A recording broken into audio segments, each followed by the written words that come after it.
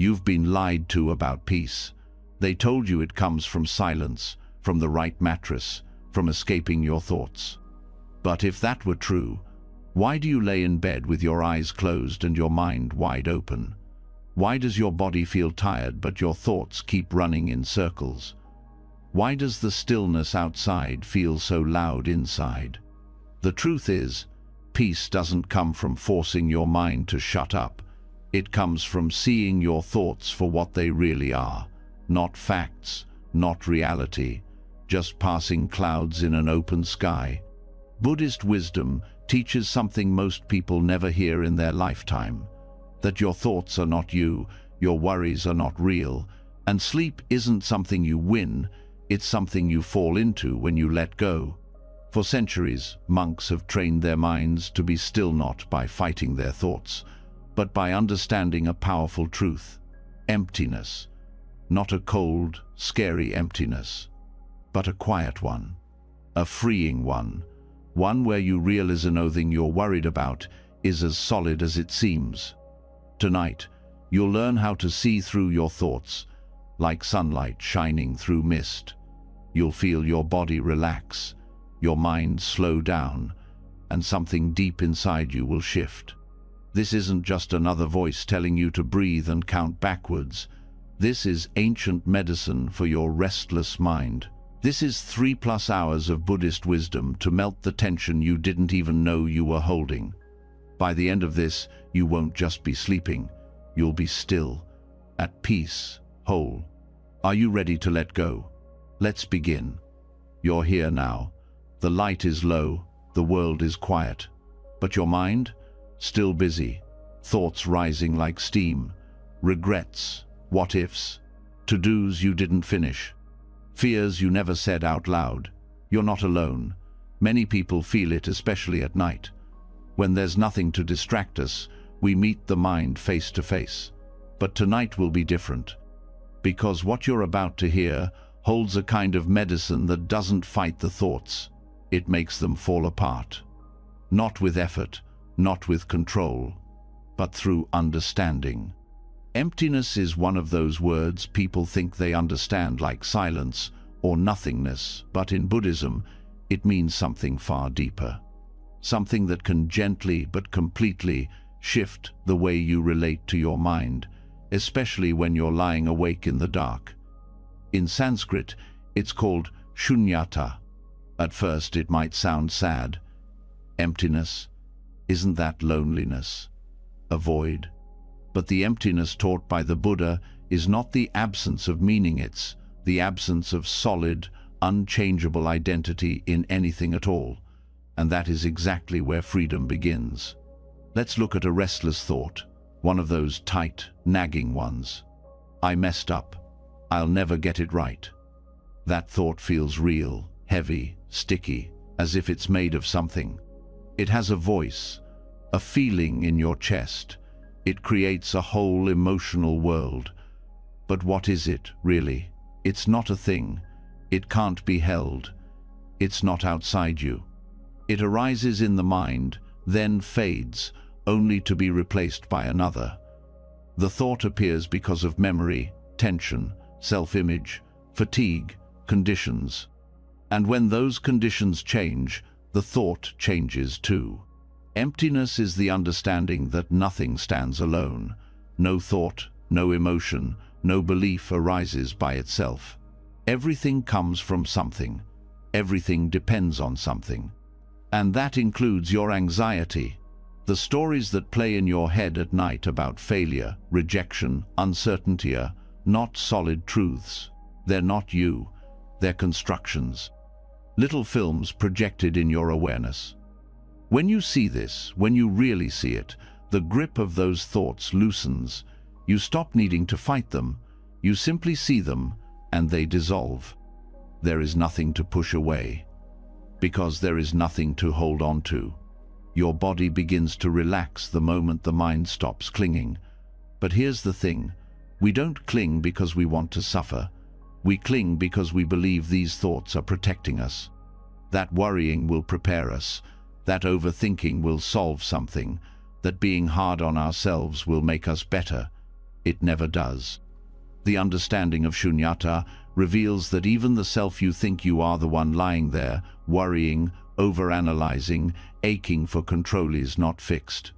Your identity is also a process, shaped by memories, habits, fears, and dreams. And this too shifts. You're not the same you were 5 years ago, even yesterday. So why believe the voice in your head when it says, "This is just the way I am"? It's not. When you see that, when you let go of that need to be a certain way or get everything right, your mind finds space. Thoughts still come, but they don't stick, like writing on water, there and gone. At night, the mind often brings its loudest worries. It thinks now is the time to solve them all. But if you were to ask your mind, "Where are these thoughts coming from?" it wouldn't be able to answer. Not truly. It would keep redirecting, looping, because the nature of thoughts is movement. That's all they are, motion. Emptiness doesn't mean we deny what we feel. It means we stop solidifying it. We stop turning waves into walls. The sadness, it's real but it moves. The fear, also real but not permanent. The guilt, yes, it's there, but it's not the whole truth of who you are. This shift in seeing this deep, quiet clarity has the power to change everything. It doesn't just give you peace in the moment. It changes the entire way you relate to your experience. Even your body knows this. When your mind tightens, your breath shortens, your jaw clenches, the chest tightens. Your body reacts to the illusion that the thought is a threat. But once the mind sees the thought for what it is, a passing echo, not a monster, the body lets go. And with that release, sleep becomes possible. Not because you forced it, but because there's nothing left trying to stay awake. Let's go deeper. There's a famous teaching in Buddhism called the Two Truths. It explains that we live with two kinds of reality: conventional truth and ultimate truth. Conventional truth is, I'm a person. I have a name. I'm lying in bed right now, thinking. Ultimate truth is, all these labels, all these experiences are temporary constructions like sandcastles. Both are valid. But knowing ultimate truth is what liberates us from suffering. So when a stressful thought arises, I'm not doing enough, they don't care about me, what if I fail? You can hold it with both truths. You can acknowledge the feeling without letting it control you. You can say, yes, this thought is here, but it's not solid, it's not forever, it's just passing through. This is how you start to disarm the mind, gently. There's a line from the Zen tradition: thoughts are visitors. Let them come and go, just don't serve them tea. Emptiness doesn't kill thought, it makes it weightless. That's why this isn't about becoming thoughtless or blank. It's about recognizing the true nature of mind, clear, open, and aware with thoughts, passing like weather across the sky. And here's something important. This insight doesn't require you to be a monk. You don't have to renounce the world or memorize ancient texts. You only need to see clearly. That's what mindfulness is. Seeing with understanding. In the early Buddhist texts, the Buddha compared thoughts to mirages, like heat waves on a road. They look real, but when you try to hold them, there's nothing there. The suffering begins when we chase them, trying to fix, solve, control. But if you just observe, if you just sit quietly with awareness, a strange thing happens. The thoughts start losing their grip. Not because they went away, but because your belief in them did. Belief is what gives them power. This is why Buddhist meditation isn't about doing something to your thoughts. It's about looking at them until the illusion fades, noticing their shape, their tone, their origin, without jumping in. Like watching leaves float down a stream instead of trying to grab them all. So, how do you bring this into your night? When you lie in bed, instead of chasing peace, just become aware, gently. Feel the breath. Notice the thoughts. Don't try to stop them. Just notice. And then silently ask, what is this thought made of? That question alone can cut through a mountain of worry, because when you really look, you'll find there's nothing there, just energy, just patterns. Your nervous system will feel this shift. The body listens to the mind. When the mind relaxes its grip, the body follows. Your breath gets deeper, the muscles soften, your heartbeat slows, and slowly you're drawn into rest, not as an escape, but as a return to natural stillness. You're not pushing thoughts away, you're just seeing them clearly. This kind of seeing doesn't get old, it deepens. Each night, the mind may bring new stories, but each time you'll meet them with a little more space, a little more wisdom. Noticing the space between the thoughts, the silence beneath them, the awareness that's always present, even when the thoughts are loud. That awareness is not empty in a sad way. It's empty like a wide-open sky, vast, clear, peaceful, and it's always here, right now. You don't need to create it, you only need to notice it. And here's something you may not expect. The more you practice this, the less afraid you become, just at night, but in life. Because you've seen the truth, that thoughts are not rulers. Feelings are not facts. You are not your anxiety. You are the space that holds it all. Even dreams start to change. When your waking mind understands emptiness, your dream mind begins to loosen too. The mind doesn't need to process unprocessed stress in the same way. Sleep becomes clearer, lighter, more healing. You begin to trust sleep again, and not as a goal to achieve, but as a natural rhythm, a release. This shift is quiet, but it's powerful, because it breaks the oldest habit we have, believing that peace comes from fixing everything out there. Peace comes from seeing clearly in here. Tonight, as you lie down, let this truth rest with you. No thought is permanent, no fear is final, and nothing in your mind has more power than your awareness of it. You are already spacious, already free, already still. Rest in that, let go, and let the emptiness carry you. You've just seen thoughts dissolve when you stop believing they're solid. How the weight you carry in your head doesn't belong to you the way you thought it did. And in that seeing, you felt its stillness. But what if that stillness didn't have to stop there? What if sleep wasn't just a break from life, but part of the path itself? The Buddha didn't ignore rest.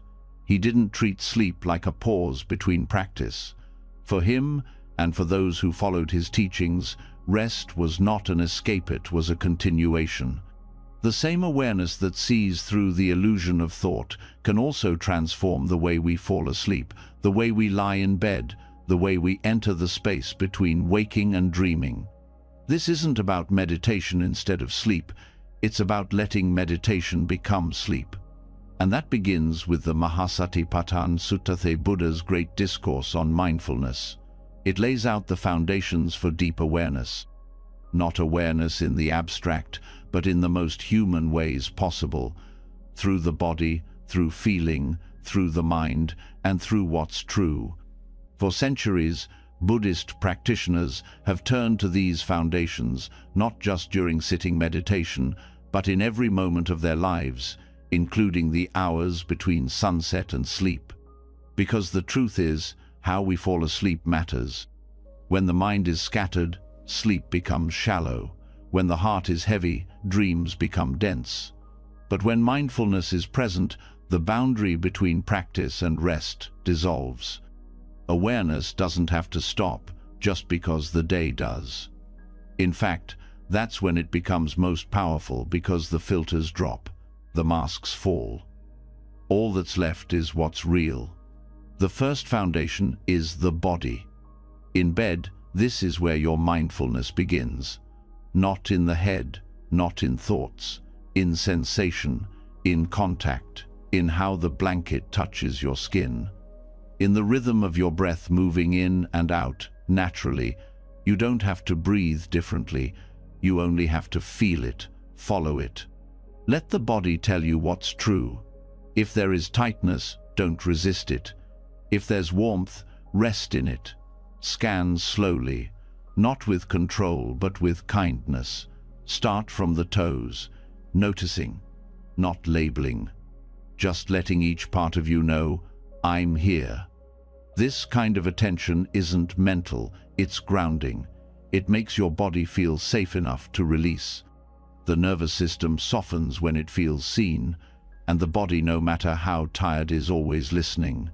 The second foundation is feeling, not emotion, but the subtle tone of each moment. Pleasant, unpleasant, or neutral, without judgment. As you lie down, you may notice pleasure in the softness of your pillow, or discomfort in your back, or a numbness that doesn't ask for attention. The point isn't to change anything. It's to know what's present. Knowing feeling tones in real time trains the mind to stop reacting blindly. The discomfort isn't a threat. The pleasure isn't a trap. Each sensation is part of a changing field. Noticing this changes your relationship to rest. You no longer chase sleep, you allow it. Then there's the third foundation, the mind. Noticing the state you're in. Is the mind contracted or open? Dull or sharp? Restless or relaxed? You don't fix it. You don't analyze it.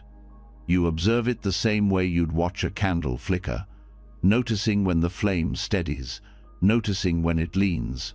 This allows sleep to arrive without resistance. You are not your mind state. You are the one who sees it. This simple truth turns even the busiest mental activity into something workable. No need to clear your mind before bed. You're not here to be empty. You're here to be aware. And then comes the fourth foundation, Dhamma's mental patterns, themes, truths. These include the hindrances that often show up most strongly at night: desire, aversion, restlessness, sloth, doubt. Noticing which ones are present gives you space. It lets you see, restlessness is here. Not I am restless. Just, this is what's arising now. This shift is everything. It's the difference between drowning in your thoughts and floating above them. You're no longer trying to be peaceful. You're simply meeting what's here with clarity, and that is peace. These four foundations aren't meant to be forced. They're reminders, gentle invitations. When lying in bed, instead of getting caught in looping thoughts, return to one of the four. Ask, where's my attention? What's my body feeling? What's the tone? Is there grasping? Is there ease? This isn't control. It's surrender with awareness. And it leads to a kind of rest that doesn't depend on the absence of thought. It doesn't even depend on falling asleep quickly. The depth comes from how present you are as sleep arrives. Most people see sleep as nothing, but in Buddhist practice, it's far from that. It's a state of change, of letting go, of softening identity. Your usual sense of me starts to fade. The boundaries blur, the mind unwinds. In that process, you meet something that's not sleep and not wakefulness, a transitional space. This is where awareness can stay. Not as effort, not as watching, as resting in presence. The Tibetan tradition calls it the clear light of sleep, a state where consciousness is not distracted, not split, just open. This is available to Anyoninot, just monks or yogis. It starts with trust. Trust that you don't have to force rest, that your awareness can hold the process without grabbing it, that there's a stillness even in transition. To sleep like a Buddha doesn't mean being perfect. It doesn't mean always feeling calm. It means meeting the edge of night with wisdom, with honesty, with attention, without trying to run away from what the moment holds. And it continues as sleep deepens. The habits of mind you bring into rest shape the quality of it. If you carry judgment, the dreams reflect it. If you carry resistance, the body doesn't fully release. But if you bring awareness, even loosely, even softly, something changes. You don't fall asleep unconsciously, you transition with care. Over time, this creates a different relationship with the night. Sleep isn't a battle. It's not something you succeed or fail at. It becomes an extension of practice, a field where stillness matures, where patterns show themselves, where the self gently unravels. This practice is quiet, invisible, but it's transformative. And the reason it works is simple. It's aligned with how things truly are. Sleep is impermanent. Thought is impermanent. Identity is impermanent. The body is impermanent. To rest deeply, you have to stop pretending they're not. When you let these truths in, not as philosophy, but as lived experience, something inside you stops clinging, and that unclenching allows true rest, not just physical, but spiritual. Deep, regenerative rest. This also reshapes how you wake. When mindfulness is present at sleep's edge, it echoes into morning. You wake with more space, more clarity, more kindness. The momentum of awareness continues. You feel less caught in stories, less tangled in thought, because you've practiced letting go, not once, but every night. This isn't about adding a new ritual, it's about bringing depth to what already happens. You're already lying down, already closing your eyes. The invitation is to meet that process with presence, with honesty, with curiosity. Over time, the bed becomes a place of retreat, not escape, but return. A return to what's essential, what's real, what's alive in you, even in stillness. And this shows up in subtle ways, in how you respond to stress the next day, in how your body feels after waking, in how you relate to thought not as a trap, but as passing weather. That shift is not dramatic, but it's powerful, because it touches everything. This is the kind of peace that doesn't leave when life gets loud, because it wasn't built on silence, it was built on seeing. To sleep like a Buddha is to let the night become your teacher, to listen, to soften, to rest not just because you're tired, but because you trust the wisdom that arises in stillness. No need to search for peace. You are resting in it now, and the more you recognize that, the deeper you go, not into unconsciousness, but into truth. Let the breath guide you. Let the body hold you. Let awareness stay not as watcher, but as presence, as silence, as space. Nothing more is needed. You're already home. The body is still. The breath is slow. Awareness has softened its edges. What was once noise has turned to silence. Thought no longer commands the room. And in this space, something else begins to open, not the end of consciousness, but a new doorway. You're not gone. You're just shifting. Sleep doesn't erase the mind. It reveals it. Everything you've practiced in stillness now enters a deeper field, where logic dissolves, where stories rearrange themselves, where the subconscious speaks in symbols and emotions you never gave voice to during the day. But this world, this space where dreams unfold, is not random. It's not chaos. It holds patterns. It reflects you. And in Buddhist tradition, it's a sacred ground for transformation. Yogacara, one of the profound schools of Mahayana Buddhism, teaches that all experience is mind, not just what we think while awake, but what we perceive, project, and react to even in our dreams. According to Yogacara, what you call reality is a display of consciousness itself. That includes the night. That includes the dream. And what happens there isn't separate from who you are. This matters because the mind doesn't stop creating just because the body lies down. In fact, some of its most creative and karmic activity happens after you've surrendered the day. The teachings say that dreams are not illusions to be dismissed. They are mirrors. They are messengers. And when met with awareness, they become medicine. Dream yoga is not about control. It's not about having fun inside your dreams or escaping from reality. It's about learning to recognize the dream as dream while it's happening, to bring lucidity into that space. Not just to manipulate it, but to understand it. To meet it with the same mindfulness you bring to breath. To let it show you what's been hidden. The subconscious is not the enemy, but it is layered. Years of impressions, attachments, aversions, unresolved fearsful of it lives below the surface. And during sleep, those layers move. They rise. They express themselves. Dream yoga teaches that these movements are not random.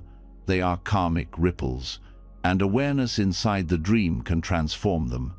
In lucid dream practice, the first step is remembering. The more present you are during the day, the more likely you are to wake up inside a dream. This is because the mind that recognizes dreaming is the same mind that recognizes impermanence. It sees patterns. It sees the unreal as unreal.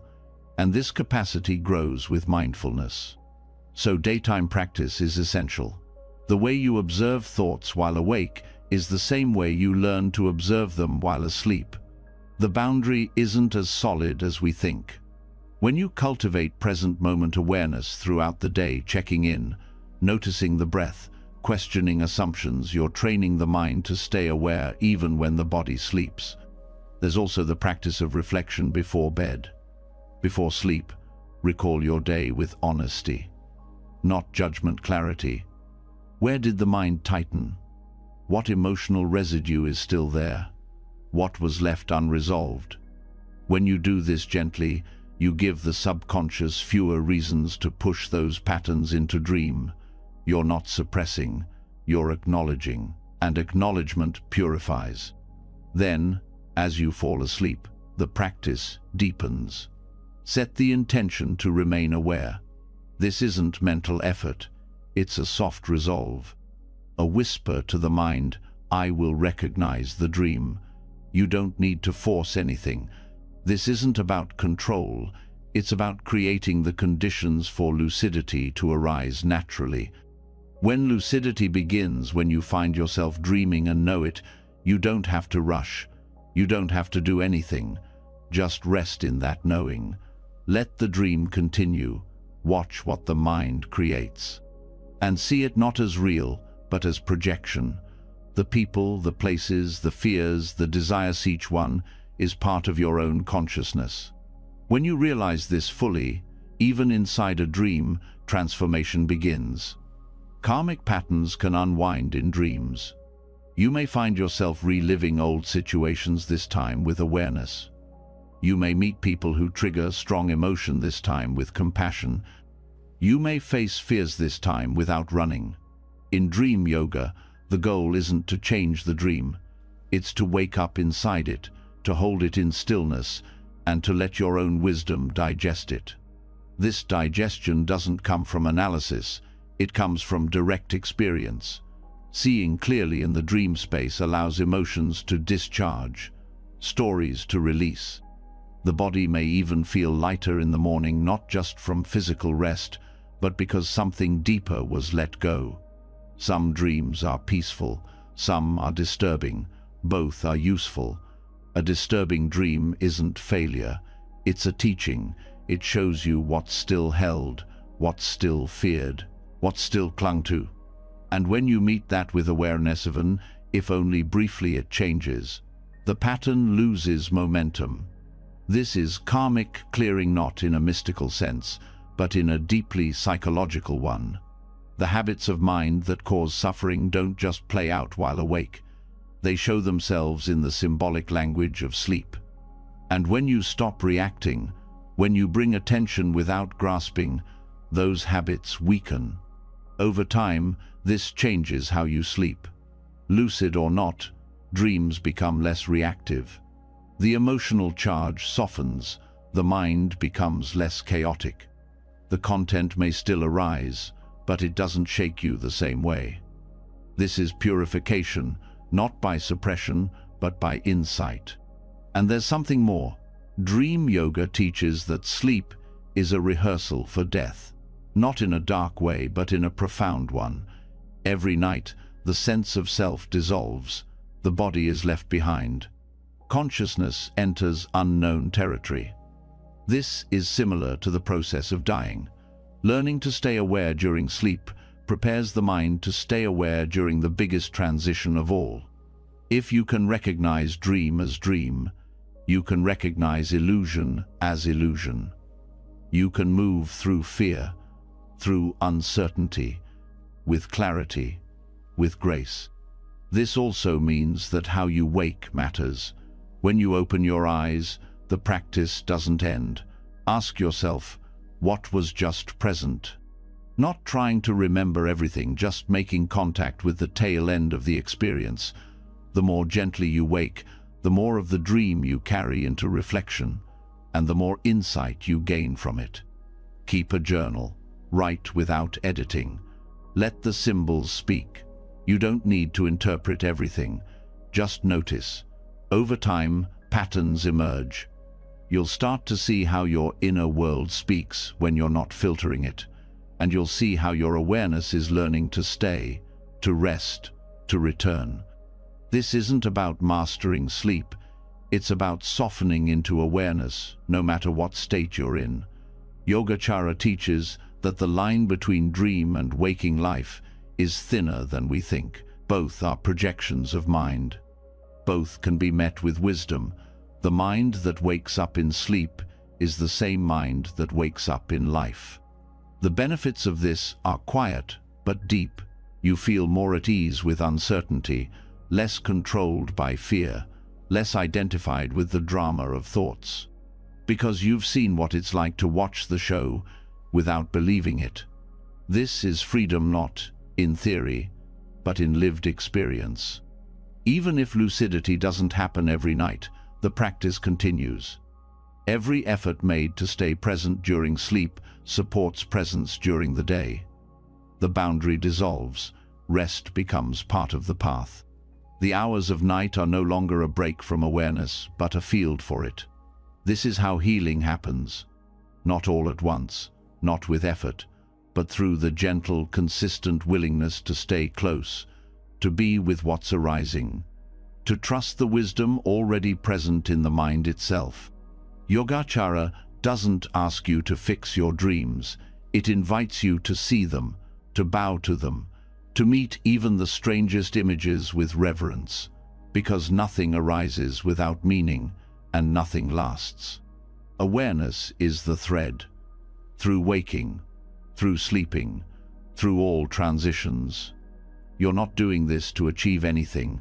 You're doing this to see clearly, to let go, to live in alignment with truth even when the body is still and the world has gone quiet. So tonight, as you enter sleep, take this knowing with you. Let awareness travel with you. Let it rest in the spaces in between. No pressure, no force, just presence. Everything you need is already here. You don't need to control, you only need to see. And when you do, even your dreams become sacred, even the darkest night becomes light, and your rest becomes more than rest, it becomes freedom. The deeper you go into awareness, the more subtle the mind becomes. Even dreams, once loud and chaotic, start to quiet when seen clearly. But sometimes, what lingers isn't thought or story, it's feeling. Tightness in the heart, bitterness that didn't get voiced, sadness with nowhere to go. These don't always show up in dreams. They show up in tone, the mood you carry into the night. And that tone shapes your rest. What the body can release, the heart often holds. And it's here, in this quiet space before sleep, that one of the most powerful practices unfolds. Not intellectual, not analytical, but deeply human. In Buddhist teachings, there are 4 qualities that can transform the entire landscape of your inner world.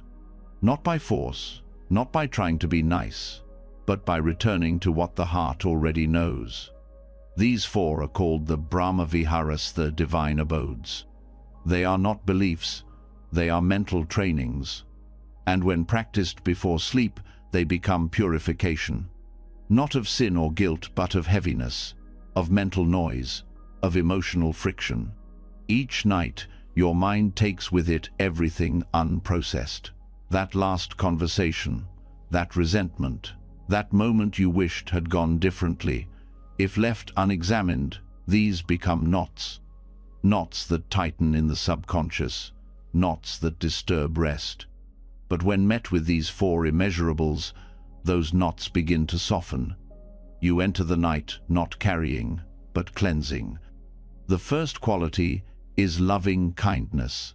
Not romantic, not sentimental, but a quiet wish for the well-being of self and others. To practice this is not to feel warmth automatically. It's to intentionally generate a phrase, a thought, a vibration that says, "May you be safe, may you be happy, may you rest in ease." This is not about forcing love. It's about choosing goodwill even when emotion is missing. You start with yourself, not because self-love is more important, but because it's often the most neglected. You offer the words inward, slowly, even if they feel distant, especially if they do. May I be peaceful. May I release the tension I'm holding. May I rest fully tonight. Then you widen. Think of someone close, a friend, a teacher, a sibling. Offer the same wish, not with a need to fix, just a recognition of shared humanity. May you feel at ease. May you sleep without fear. May you be free from suffering. Loving kindness opens the channel of the heart. It doesn't erase pain.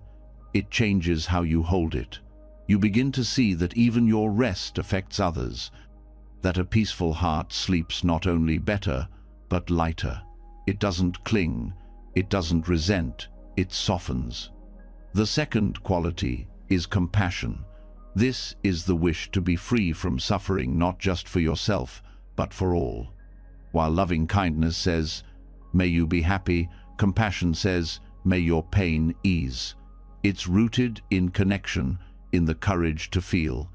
Before sleep, this means turning toward what still hurts, not to wallow, but to acknowledge.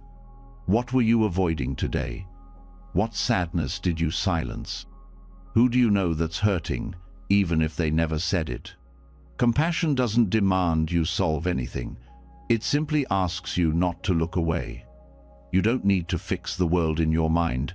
You only need to see it clearly and respond with care. To say gently, "I see this pain. May it ease.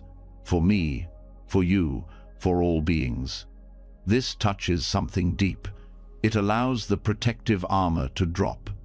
The kind you've worn all day without knowing it. The kind that keeps you on guard, even while lying down. Compassion breaks through that. It tells the heart it's okay to feel, you're allowed to care, and you don't have to carry it all alone. As that message settles, sleep becomes safer, because the body no longer needs to defend. The nervous system receives a signal that it can let go. The third quality is empathetic joy. This one is often overlooked, but it is just as powerful. It's the ability to celebrate without comparison, to feel glad for others' happiness, their success, their ease, without needing it to be your own. At night, this means releasing the subtle competition that often goes unspoken, the tension from scrolling through images of other people's lives, the pressure of measuring your worth against someone else's, the tightness of not enough. Empathetic joy trains the mind to say, "I'm glad you are well. I'm happy you're thriving. I rejoice in your joy." This frees the mind from envy, from scarcity, from that never-ending loop of, "I should be further ahead." The more you practice this, the more your rest is not disturbed by craving. You don't dream of what's missing. You sleep in what's here. Empathetic joy also means rejoicing in your own joy without guilt. Acknowledge the good, the breath that flowed easier today, the moment you smiled, the fact that you're here, practicing, even if it's hard. That matters. Let the heart feel it. This quality infuses the night with a sense of quiet satisfaction, not from achieving, but from being, from seeing the beauty in ordinary things. The final quality is equanimity. This is the deep stability of mind that sees clearly without being shaken. It is not cold detachment, it is presence without bias. It is a mind that doesn't cling to pleasure or resist pain. It knows that all things rise and fall, and it trusts that truth. Before sleep, equanimity becomes a gentle letting go of control. The plans that didn't work out, the words that didn't land right, the outcomes you didn't get to shape. Equanimity says, "This too is part of the path. May I meet it with balance." This isn't resignation, it's clarity, the kind that allows you to release the need for certainty, the kind that lets the body stop bracing for what might go wrong. You begin to rest not because everything is perfect, but because you're no longer resisting what is. Equanimity also protects the heart. It keeps compassion from becoming burnout, loving kindness from becoming attachment, joy from becoming craving. It holds all the other immeasurables in balance, a quiet anchor in the moving sea of the mind.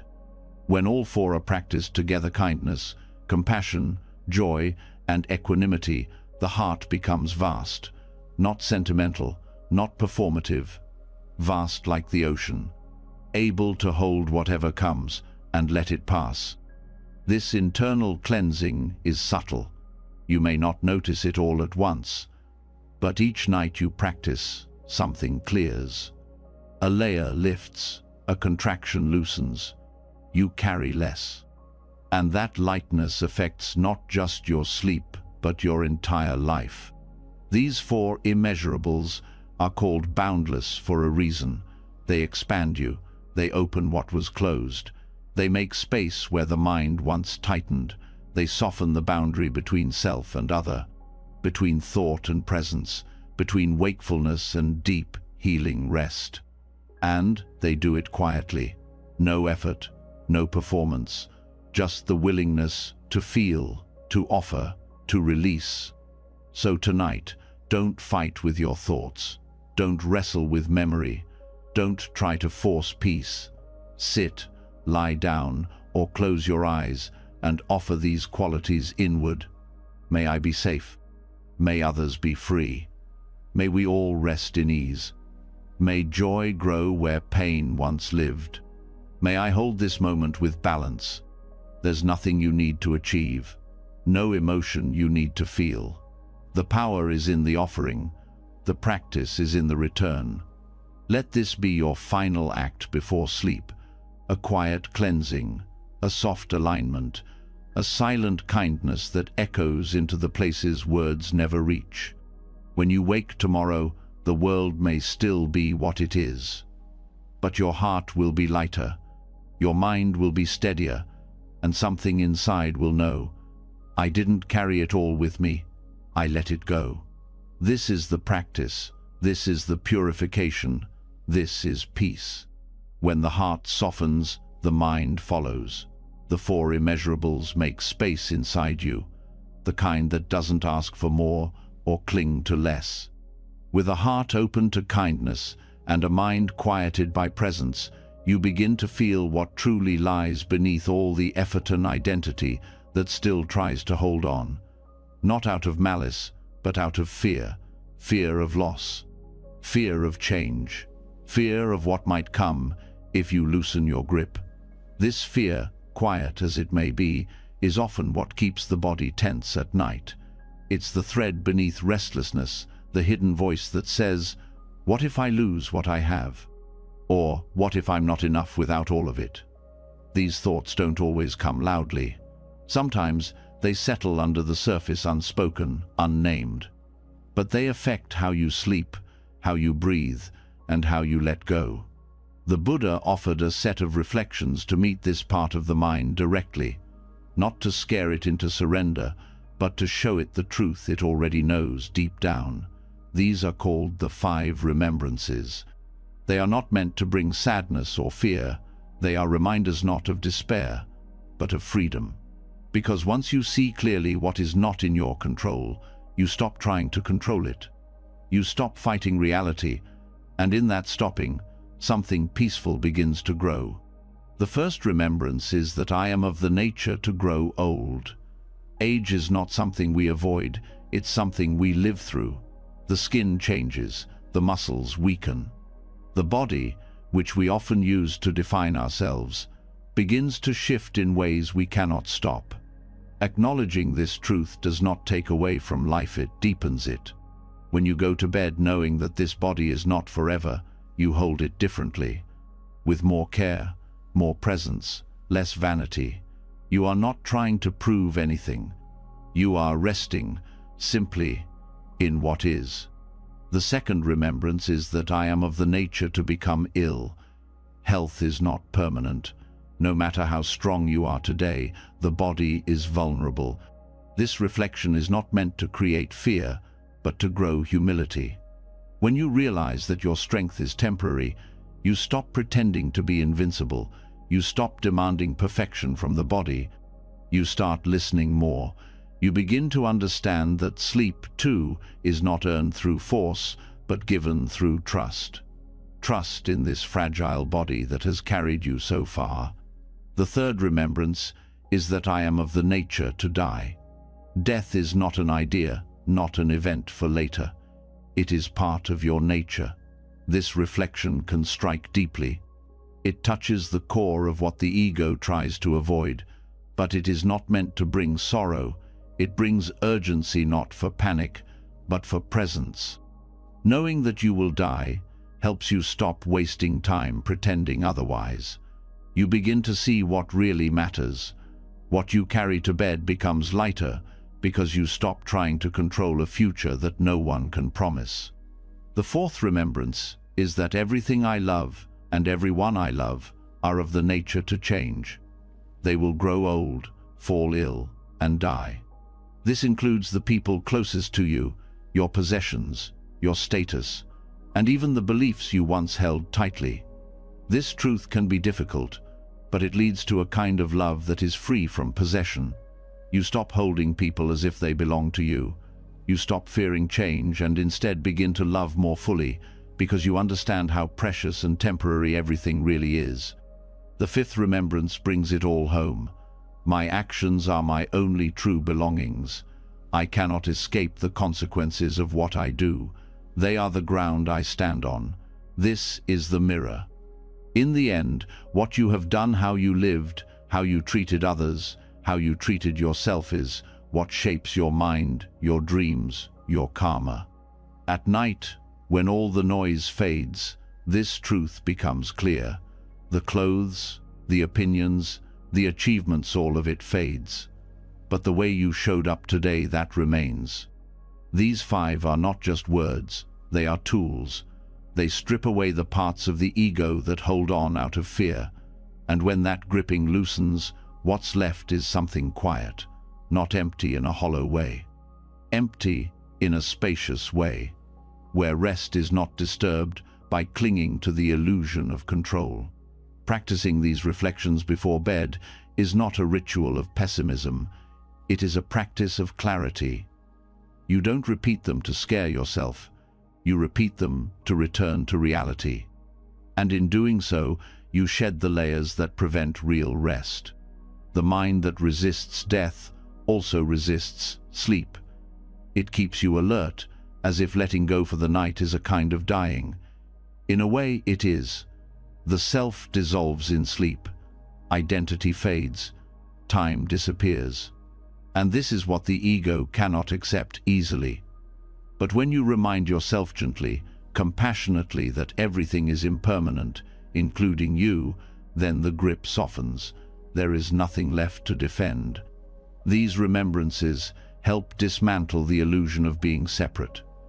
When you accept your nature to age, fall ill, and die, you begin to see that everyone shares this nature. The lines between you and others blur. That sense of being alone in your struggles starts to fade. There's a kind of peace in knowing that everyone is walking the same path, that nothing you're afraid of is yours alone. Sleep then becomes something different. not a battle to quiet the mind, but a surrender to truth. You go to bed not chasing rest, but laying down the burdens that prevent it. The burden of needing to prove yourself, the burden of clinging to outcomes, the burden of holding tightly to people and things that were never truly in your control. This changes how you breathe at night, how you settle into your mattress, how you hold your body. You are no longer tensing against time. You are no longer trapped in resistance. Instead, you're entering the night with awareness, not of your to-do list, not of your regrets, but of what's real. That aging cannot be avoided. That illness comes with being alive. That death is not separate from life. That love means change, and that actions matter more than identity. There is a strange relief in accepting this, like removing armor you didn't know you were wearing. You start to feel the difference between self and story, between the body and the thoughts about the body, between what changes and what watches the change. This watcher, the awareness that ceases, not disturbed by impermanence. It simply notices, it bears witness, and when you sleep with that awareness intact, even partially, something begins to heal. Not on the surface, but in the deep layers. The part of you that's been exhausted by holding up the weight of a permanent self starts to rest, truly rest. Reciting the 5 remembrances aloud or silently before bed is a form of release. You speak them not to recite doctrine, but to remind the mind that it doesn't need to keep pretending. You are not invincible. You are not separate, and you don't have to keep trying to be in control. With each remembrance, the ego softens, and what rises in its place is tenderness, compassion for yourself, gratitude for the breath that's still here, reverence for the people in your life not as possessions, but as passing blessings. This makes space for honesty, for real connection, for a kind of sleep that doesn't hide from the truth but rests inside it. The pillow becomes a place of presence, the bed a space of practice, not performance practice, where the lines between waking and wisdom begin to fade. The truth is, sleep and death are not so different.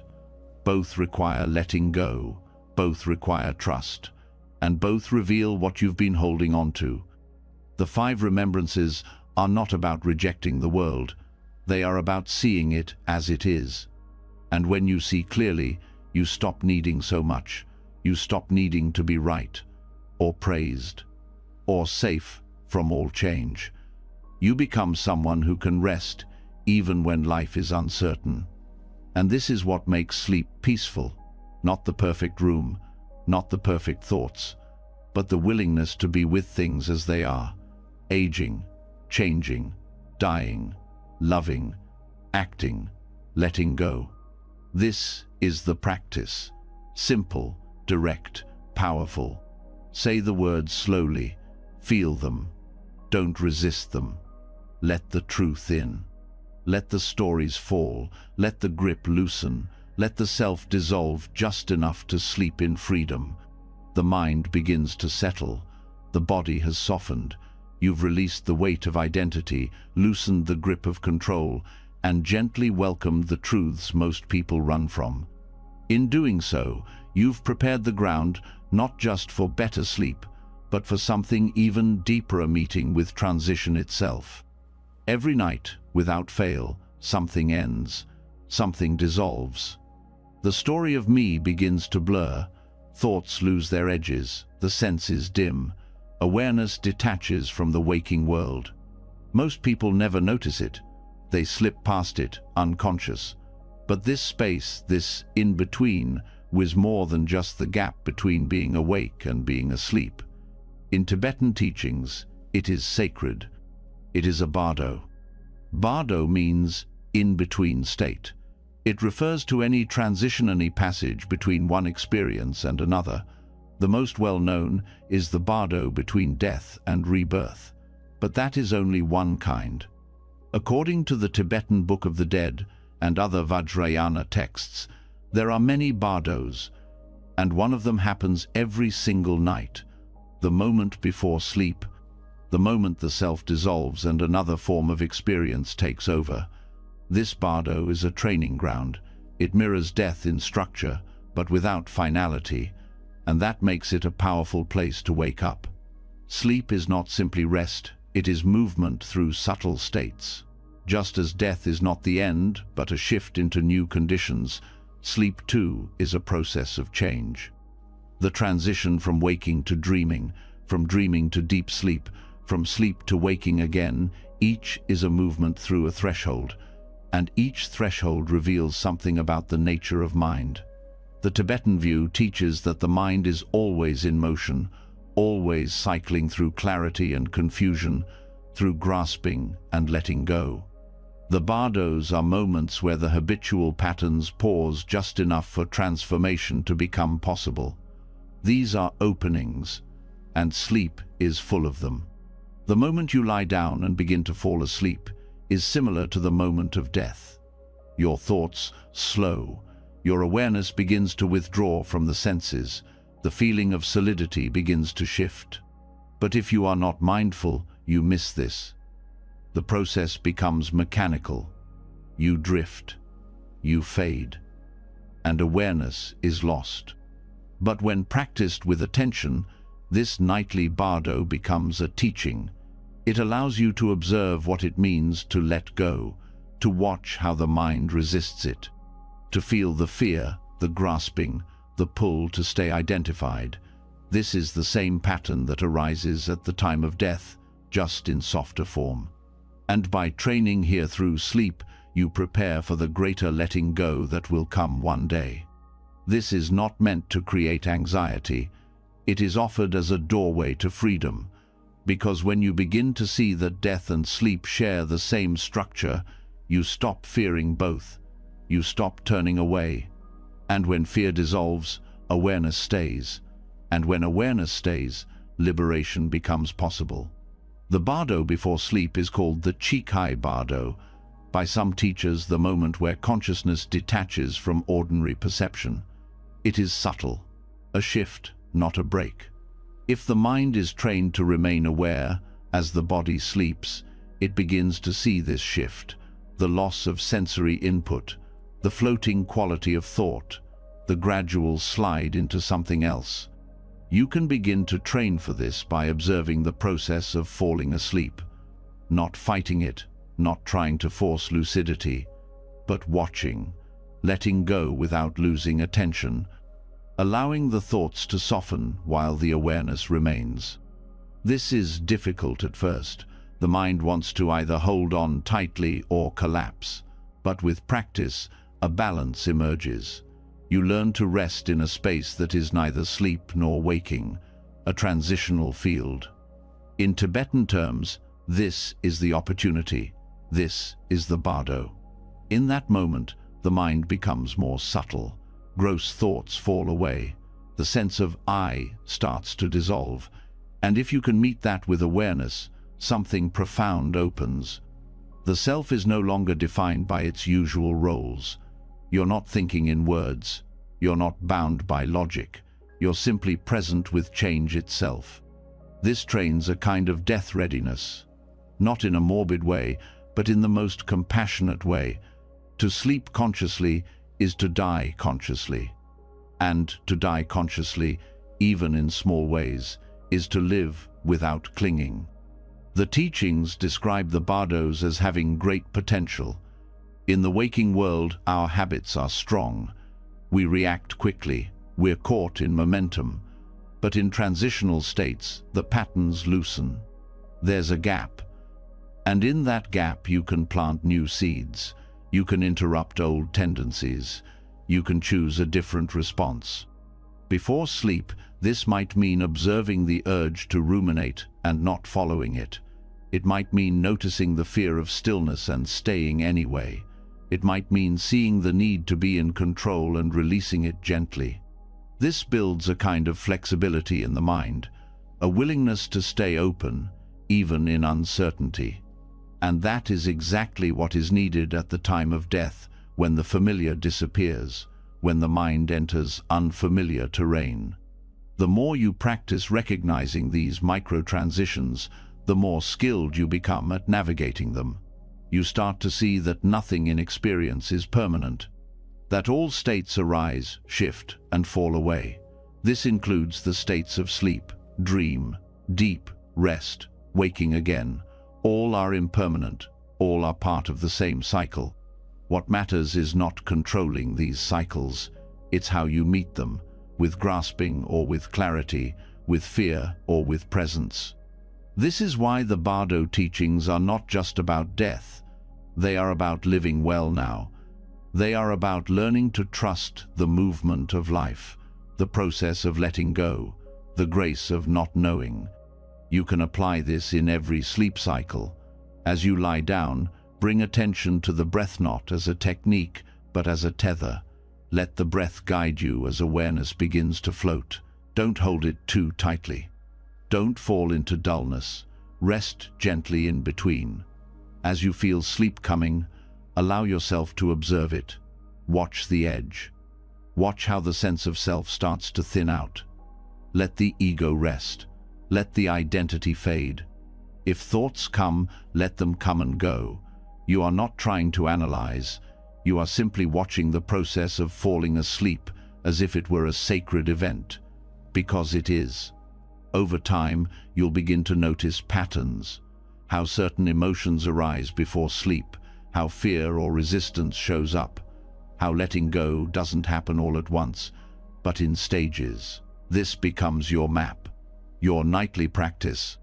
Some traditions teach that falling asleep with awareness is one of the highest meditations, because it prepares the mind for what truly matters. The final bardo, the one none of us will avoid. But it also prepares you for daily life. When you wake from sleep with more awareness, you step into the day with a different presence. The decisions you make are less reactive. The way you listen changes. The way you hold your experience changes. This is the gift of Bardo training. You are practicing for death, yes, but more than that, you are practicing for life. For every moment of transition, every conversation that ends, every identity that fades, every plan that doesn't work out, these are all bardos, all moments of loss, all invitations to see that what you are is not fixed. And that insight brings freedom. The body will sleep, the mind will wander, but awareness, once trained, begins to stay. It becomes your refuge, your anchor in transition, not as control but as openness, as grace. You don't have to perfect this. You don't have to succeed every night. Even one moment of awareness in the bardo before sleep plants a seed, a memory in the mind, a familiarity that will return when it's needed. So when you lie down tonight, treat the transition with reverence, not with fear, not with control, but with deep respect. You are practicing for the greatest truth.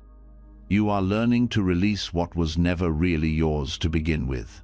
And as you let go, you are not losing yourself. You are returning to something more spacious, something more honest, something that was always there, beneath the noise. Let sleep carry you. Let the bardo teach you. Let awareness stay. This is not the end. This is another beginning. Each night you cross a threshold, awareness softens, identity blurs. The stories you carry begin to loosen their grip. You've practiced letting go of control. You've explored the mind's transitions through bardos. You've seen how sleep mirrors the greatest of all changes. But there is one part of experience that remains constantly present, always available as an anchor: the body. While the mind spins in thoughts, the body waits. It doesn't argue, it doesn't demand answers. It speaks quietly through sensation, through tension, through breath. And most of the time, it is ignored. When sleep doesn't come, the reason often appears to be mental: stress, overthinking, restlessness.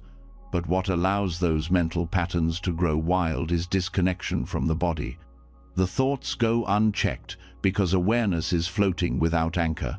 In early Buddhist practice, the Buddha offered a clear way to return: Kayanupassana contemplation of the body. This isn't about judging the body, it's about knowing it, not as an idea, but as living experience. Through direct, sustained observation of the body as it is, the mind begins to quiet. The need to solve, predict, or plan begins to fade. Not because the thoughts are pushed away, but because they no longer take center stage. Kayanupassana is not a complex technique. It is the act of being with your body fully, exactly as it is, with complete attention. And this attention is not focused on form or appearance. It is grounded in feeling touch, pressure, movement, and stillness. Through this awareness, the illusion of control slowly dissolves. You begin to understand that peace doesn't arrive by managing your mind, but by resting in the direct experience of now. Body scanning, as taught in Vipassana traditions, is one way to enter this contemplation. It involves moving attention slowly, part by part, through the body. Not to find what's wrong, but to simply feel what is there. Every part is included, nothing is left out. And through this inclusive attention, something powerful happens. Fragmentation dissolves. Normally, the mind sees the body in pieces. My sore back, my tired legs, my aching head. But when you practice Kayanupassana, these pieces start to merge.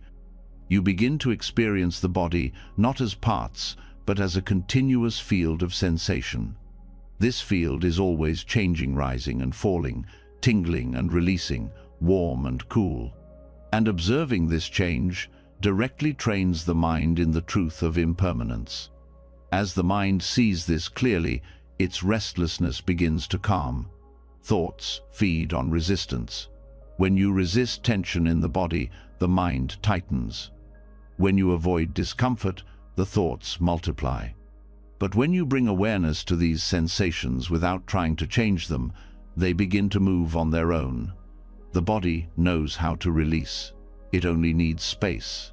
Body scanning works not by removing thoughts, but by shifting attention to what is more stable: the breath, the pulse, the heaviness of the limbs. Each time you place attention gently on a part of the body, you reduce identification with the thinking self. You become the observer, not the thinker. And this small shift is enough to create distance from mental noise. Kayanupassana also teaches you to stay with sensation even when it's unpleasant. When awareness touches a part of the body that feels tight, heavy, or sore, the usual instinct is to pull away. But in this practice, you do the opposite. You stay, you observe, you feel. And what you begin to learn is that discomfort changes. Nothing stays fixed. A sharp pain becomes a dull throb. A heaviness becomes warmth. A tightness releases. You are not fixing anything. You are witnessing the body return to balance in its own way. This teaches trust. It also teaches patience. Patience is not passive. It is the willingness to remain present with what is, without forcing a different experience. And this is exactly what allows the body to rest deeply, because the nervous system feels safe when it is seen. When attention is brought to the body without judgment, the signals of stress begin to slow. This also affects how you fall asleep. When scanning the body, sleep often arrives without warning, not because you forced it, but because the mind became aligned with the rhythms of the body. The brain no longer searches for resolution. It follows the breath, it follows the feeling, and in that following, it lets go. Even when sleep doesn't come right away, this practice creates rest, deep rest, the kind that nourishes the body even in stillness, because presence, not unconsciousness, is what heals. When the mind is present in the body, even wakefulness becomes restorative. Another benefit of Kayanupassana is the development of sensitivity. Over time, you begin to feel more, not in an overwhelming way, but in a clear way. You notice small tensions before they grow. You sense fatigue before it turns into collapse. This sensitivity allows you to respond with care, to meet your needs before they turn into suffering. You also become more attuned to how the body reacts to thought. A stressful memory creates tightness in the chest. A worry about tomorrow creates pressure in the forehead. An old resentment triggers the jaw to clench. When seen clearly, these reactions become teachers. They show you the mind-body link, not as theory, but as lived truth. In this way, Kayanupassana becomes more than a sleep practice. It becomes a way of living in your body, fully, honestly, with respect. You stop treating the body like a machine. You start treating it like a friend. This relationship shifts your approach to rest. Rest is no longer something you earn, it is something you allow. You begin to feel when your body asks for stillness. You start to respond with kindness instead of avoidance.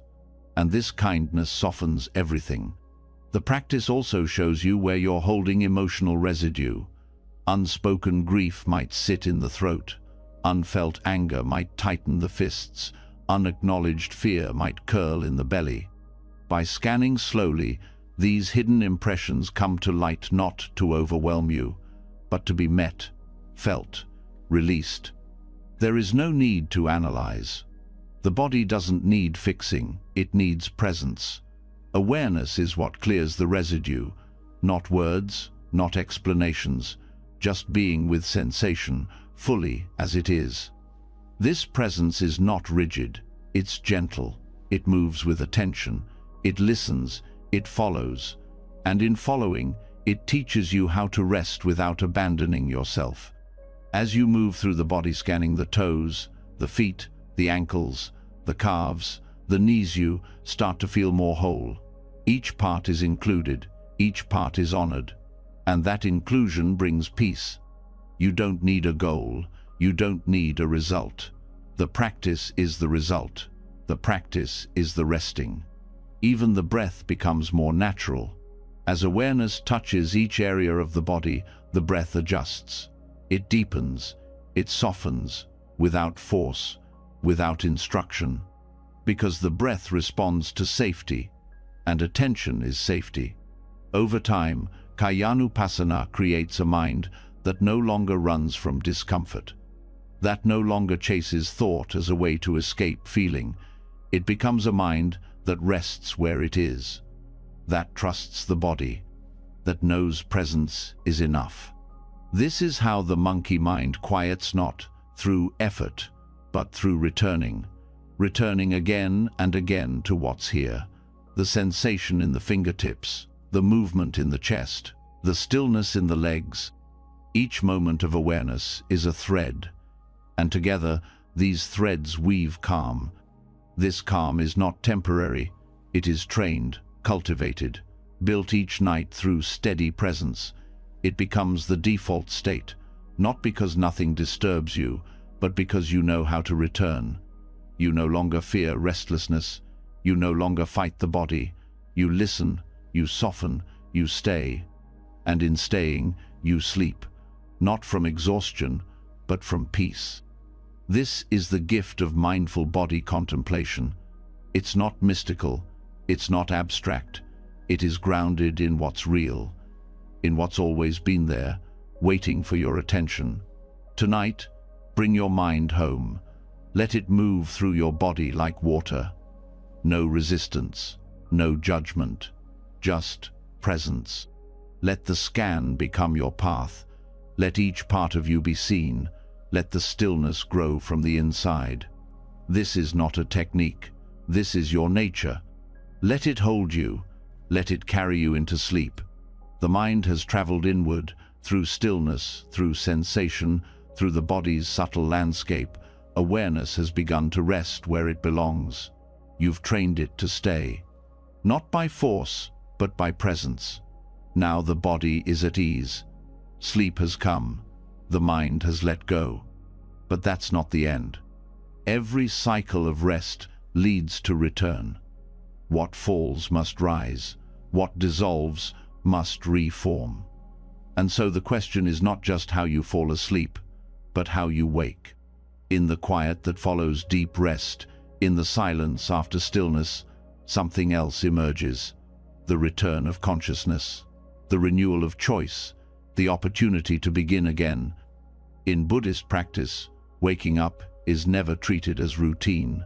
It's never seen as ordinary. The moment the eyes open, the breath returns to rhythm, and awareness begins to stir. There is a powerful opening. This is not just physical awakening, it's spiritual renewal. It is the daily invitation to reset not just the body but karma. Karma is often misunderstood. It's not fate, it's not punishment, it's momentum. It's the energy of intention, repeated thought, and habitual action. It shapes perception. It determines the direction of your speech, your choices, your mind. And each morning, that direction is not fixed. It can shift. The patterns of yesterday don't have to define today. The moment of waking holds a unique power. The mind is soft, the heart is open. The usual defenses have not yet been built, and that's where transformation begins. The first moments of the day matter more than we think.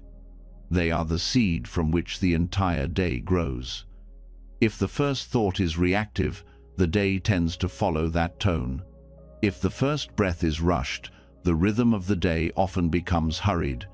But when the first experience is mindful, when attention is brought to the body, to the breath, to intention, something stabilizes. A foundation is created. And from that foundation, clarity can grow. In Tibetan and Theravada traditions alike, there are practices specifically designed for waking, not elaborate rituals, but simple gestures of presence. The first is awareness of breath. Before movement, before thought, awareness rests in the inhale and exhale. This is not forced breathing. It is simply noticing. The breath is the bridge between sleep and wakefulness. By anchoring attention here, you give the mind a calm path back into the world. Alongside the breath, awareness of posture becomes important. The way you rise from bed reflects the way you meet the world. A hurried, collapsing movement brings fragmentation. A gentle, intentional rising brings steadiness. As you sit up or stand, feel the contact with the ground. Let the body's return to verticality be an act of presence. Then comes the first thought. In many lineages, practitioners are encouraged to set an intention immediately after waking. This is not about planning or goal setting, it's about karma. What energy do you want to cultivate today? What quality of heart will guide your actions? The intention can be silent. A phrase, a word, a vow. It plants a seed, one that quietly shapes every interaction to come. Waking as renewal also means recognizing that you are not the same person who went to sleep. Something has changed. The body has shifted. The mind has softened. The stories you carried before sleep are no longer fresh, and this gives you space. You don't have to resume the same narrative. You don't have to continue yesterday's identity. There is no rule that says you must pick up the same fears, regrets, or assumptions. Each morning offers the chance to choose differently. That is freedom. In Mahayana texts, there is the teaching of beginner's mind, to meet each moment as new, not because it is unfamiliar, but because it is alive. This applies especially to mornings. You are returning to a world you know, but you can meet it with new perception. This requires awareness. It requires restraint from immediately indulging old thought patterns. Instead of reaching for distraction, bring attention inward. Feel the body. Sense the breath. Let the mind arrive slowly. This patience changes the day's momentum. Instead of being pulled by urgency, you begin with steadiness. The nervous system follows. The heart rate slows. The breath deepens. Hormonal rhythms stabilize. And all of this supports clarity.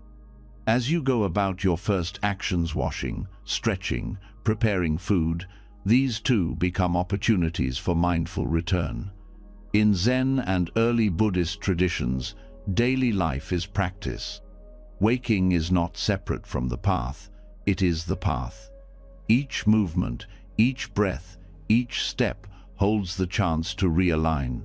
One of the most transformative aspects of seeing wakefulness as spiritual renewal is that it breaks the illusion of permanence. You see clearly that nothing from the day before was fixed. Even thoughts you believed were certain now feel distant. That anxiety that consumed you yesterday morning may be completely gone. That mood that seemed unshakable has already passed. This teaches you not to trust all passing states. It teaches you to trust what holds them, instead awareness itself. From this insight grows compassion. When you know how much you change in one night, you begin to allow others the same freedom. You stop holding people to versions of themselves they've outgrown. You stop expecting permanence in a world built on change.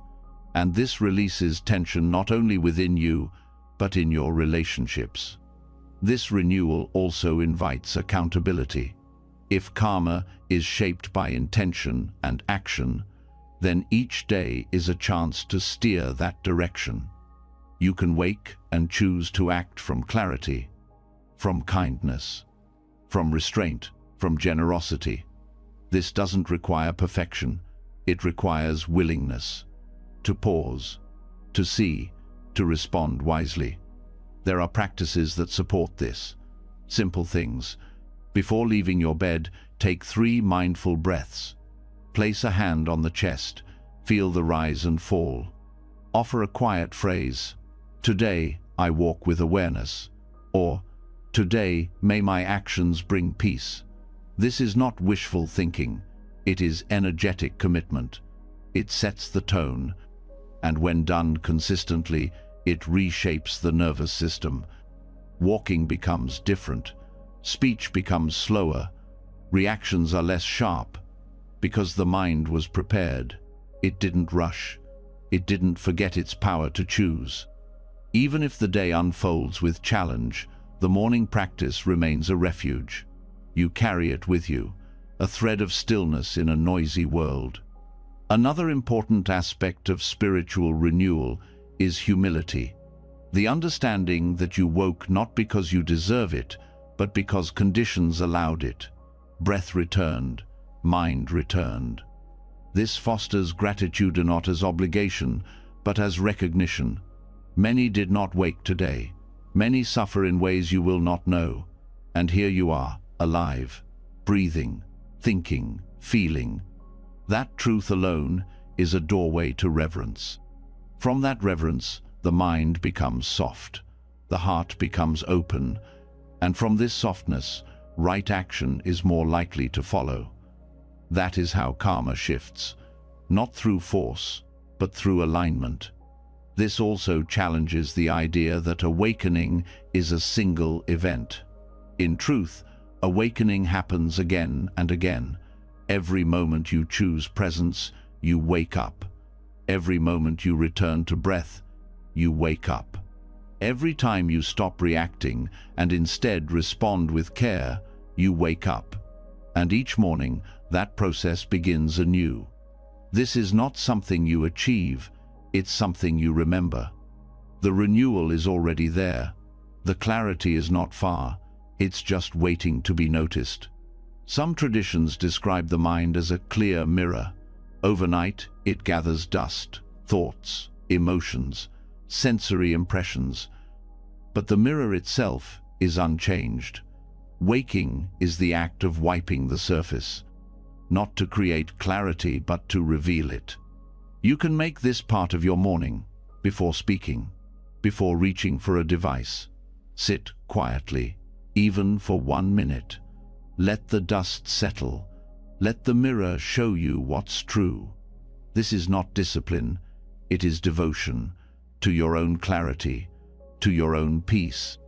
Over time, this practice builds resilience, because even when the day becomes difficult, you remember where you started. You remember what it feels like to begin in presence, and that memory brings you back. It also builds continuity. Sleep is no longer the end of one day and the beginning of another.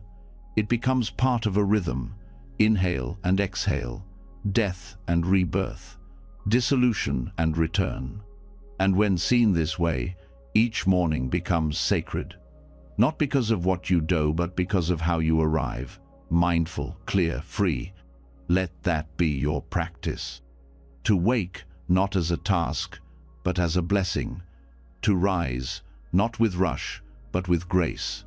To speak, not with noise, but with purpose. To move, not with habit, but with awareness. This is renewal. This is how you meet the world again and again, not as the same person, but as someone always beginning. Let that beginning be filled with intention. Let your day unfold from clarity, not confusion. Let your mind rest in truth, not story. And let your life, one morning at a time, become a path of quiet awakening. As the body rises with new breath and the mind returns with clarity, a gentle strength begins to form. The intention you set in the first waking moment begins to shape the path ahead. But even with presence, even with sincerity, the world can pull. Its noise, its demands, its unpredictability, capable of unraveling the calm you cultivated. To carry stillness forward, you need something that stays with you even when thoughts waver, something that moves with breath, cuts through noise, and steadies the nervous system from within. That something is sound, not just any sound, sacred sound. In Buddhist practice, mantras have long been used not only as tools for concentration, but as medicine for the heart, mind, and body. These are not just words to be repeated, they are intentional vibrations. When spoken or chanted with awareness, they carry the power to transform internal states. The vibrations do not only stay in the voice. They travel through the nervous system, touching breath, heart rate, muscular tension, and even the brain's chemical balance. The repetition of sacred phrases can activate the parasympathetic nervous system. This is the part of your body that tells you it's safe to rest, digest, and repair. It slows the heart, lowers blood pressure, calms the breath. When activated, the body exits survival mode and re-enters equilibrium. It's this shift that supports sleep, emotional healing, and overall well-being. Mantras are designed to bring the mind into resonance with truth. In Buddhism, they are used not as magical spells, but as tools of alignment. They reflect specific qualities of the awakened mind: compassion, clarity, fearlessness, wisdom. When these sounds are repeated, the body responds. It entrains to their rhythm. It follows their tone. The mind stops grasping, thought slows, the nervous system quiets, and stillness becomes more accessible. There is scientific backing to this process. Chanting, especially with prolonged vowels and nasal resonance, stimulates the vagus nerve. This nerve links the brain to many internal organs and is deeply involved in regulating rest and recovery. When the vagus nerve is stimulated gently and repeatedly through vocal vibration, stress hormones decrease. Melatonin, the hormone associated with sleep, increases. Cortisol lowers. Heart rate variability improves. All of this supports a deeper and more stable internal state. But not all mantras are the same. Different syllables carry different effects. In Buddhist traditions, especially those practiced in Tibet, India, and parts of Southeast Asia, specific mantras are used at night, not just for devotion, but for deep calming.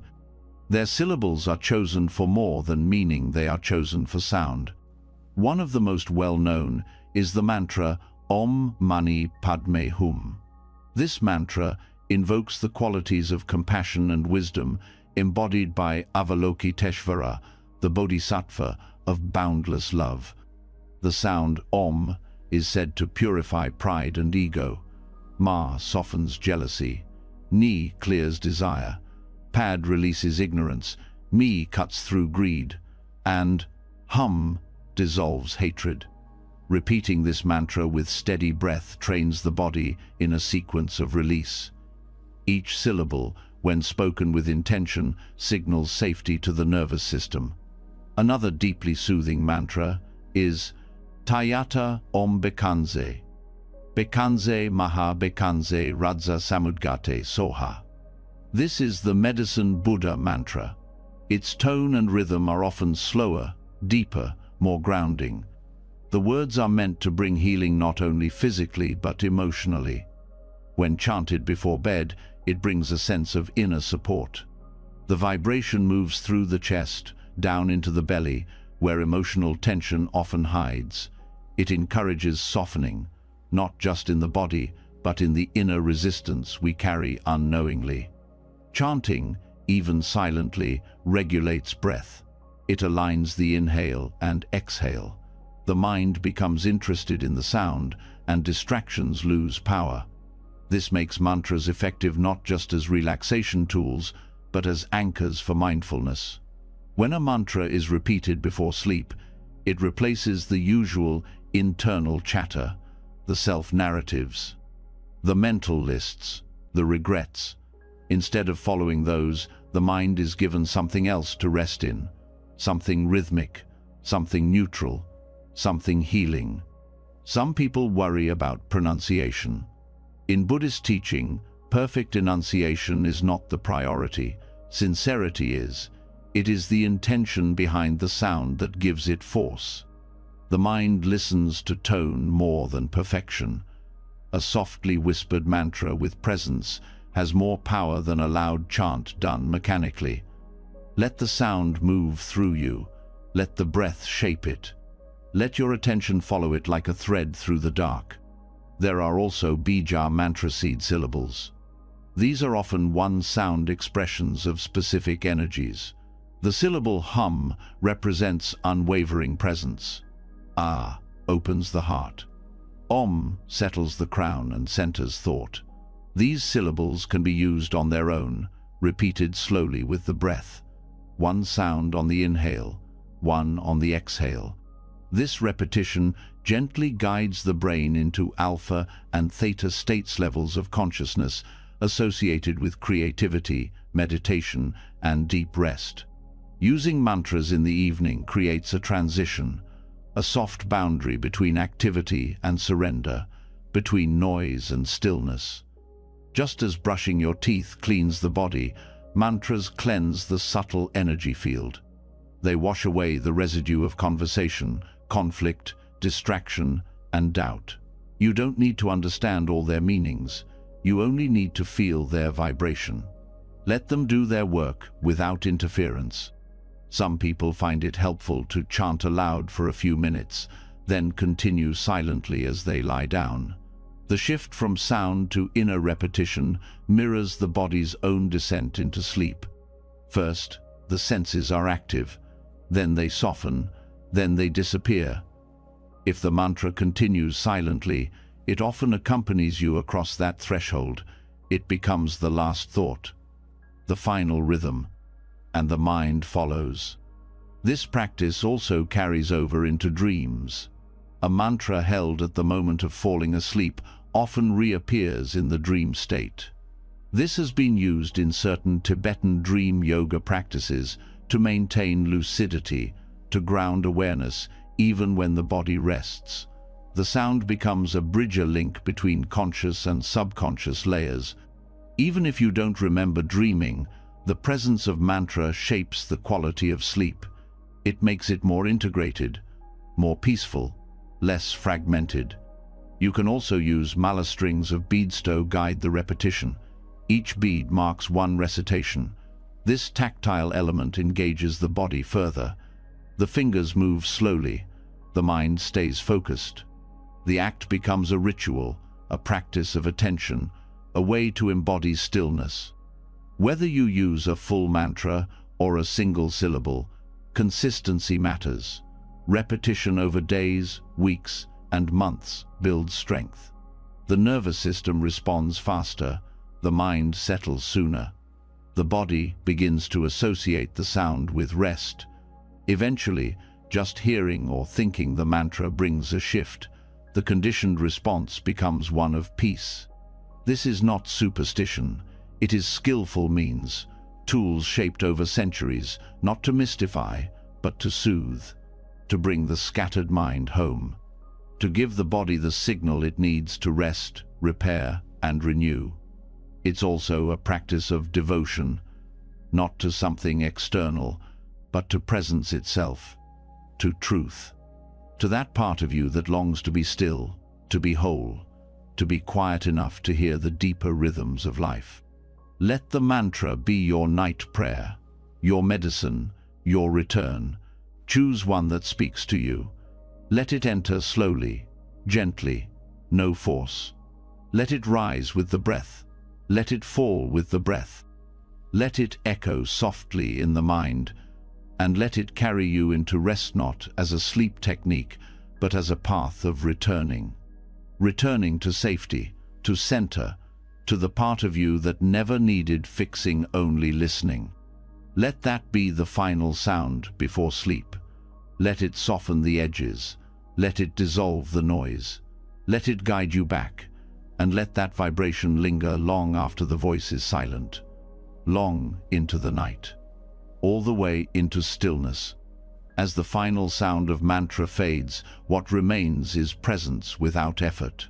The nervous system has softened, the body has responded, and the mind begins to feel quieter than it has all day. But even in this stillness, something subtle can persist, a quiet tension, a hidden pressure, not from thought, not from noise, but from identity. A belief that lingers beneath the surface: I am someone who needs to sleep. This identity seems harmless at first. After all, everyone goes to bed with a desire for rest. But the moment this desire becomes entangled with self-image, tension follows. The idea that you must fall asleep, that sleep is something you are supposed to achieve, begins to shape your experience. Suddenly, rest becomes performance. The bed becomes a stage. The one lying down becomes a character called the sleeper, and the need to succeed in that role creates resistance where there should be release. This is where the Buddhist teaching of non-self becomes vital. Anatta, the understanding that there is no fixed, unchanging self, is not just a philosophical insight, it is a practical key to freedom. At night, when the mind is fragile and the body is tired, it is often the grasping at identity that blocks rest. The idea that I can't sleep, I'm a bad sleeper, or I must fall asleep now or tomorrow will be ruined, tightens the mind. It turns rest into a goal and the self into the one responsible for achieving it. Letting go of the self as sleeper means releasing the view that there is a doer behind the process of sleep. In reality, sleep is not something you perform, it is something that happens. Just as breathing occurs without effort, sleep arises from conditions. The body cools, the brain waves shift, the nervous system enters safety. These conditions are not summoned by identity. They unfold naturally when the mind stops interfering. The belief in a solid self, especially at bedtime, can be subtle. It may appear as a voice that says, I always wake up at this time, or I need this many hours to function, or I am someone with insomnia. These stories, even when based on past experiences, become limitations. They shape expectation, and expectation becomes stress. Stress contracts the body. Contraction prevents sleep. To practice non-self at night is not to deny experience. It is to meet it without ownership. If wakefulness is here, it is here. It doesn't belong to you. It doesn't define you. It doesn't mean anything about who you are. It is simply a state. Like clouds passing through an open sky, there is no sleeper who has failed. There is only a changing experience of body and mind. This perspective creates space.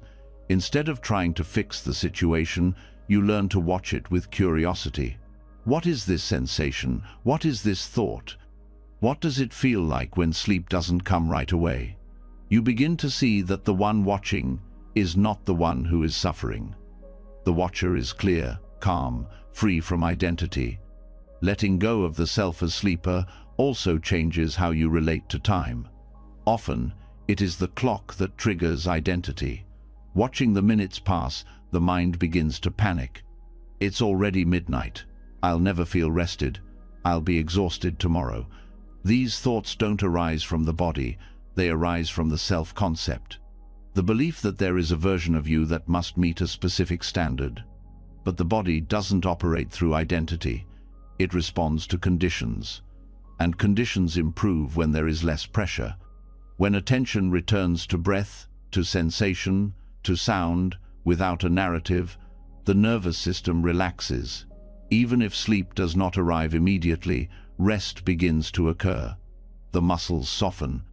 The breath slows. Cortisol decreases. Healing happens, not because a self achieved it, but because awareness got out of the way. This is not passivity. It is deep wisdom.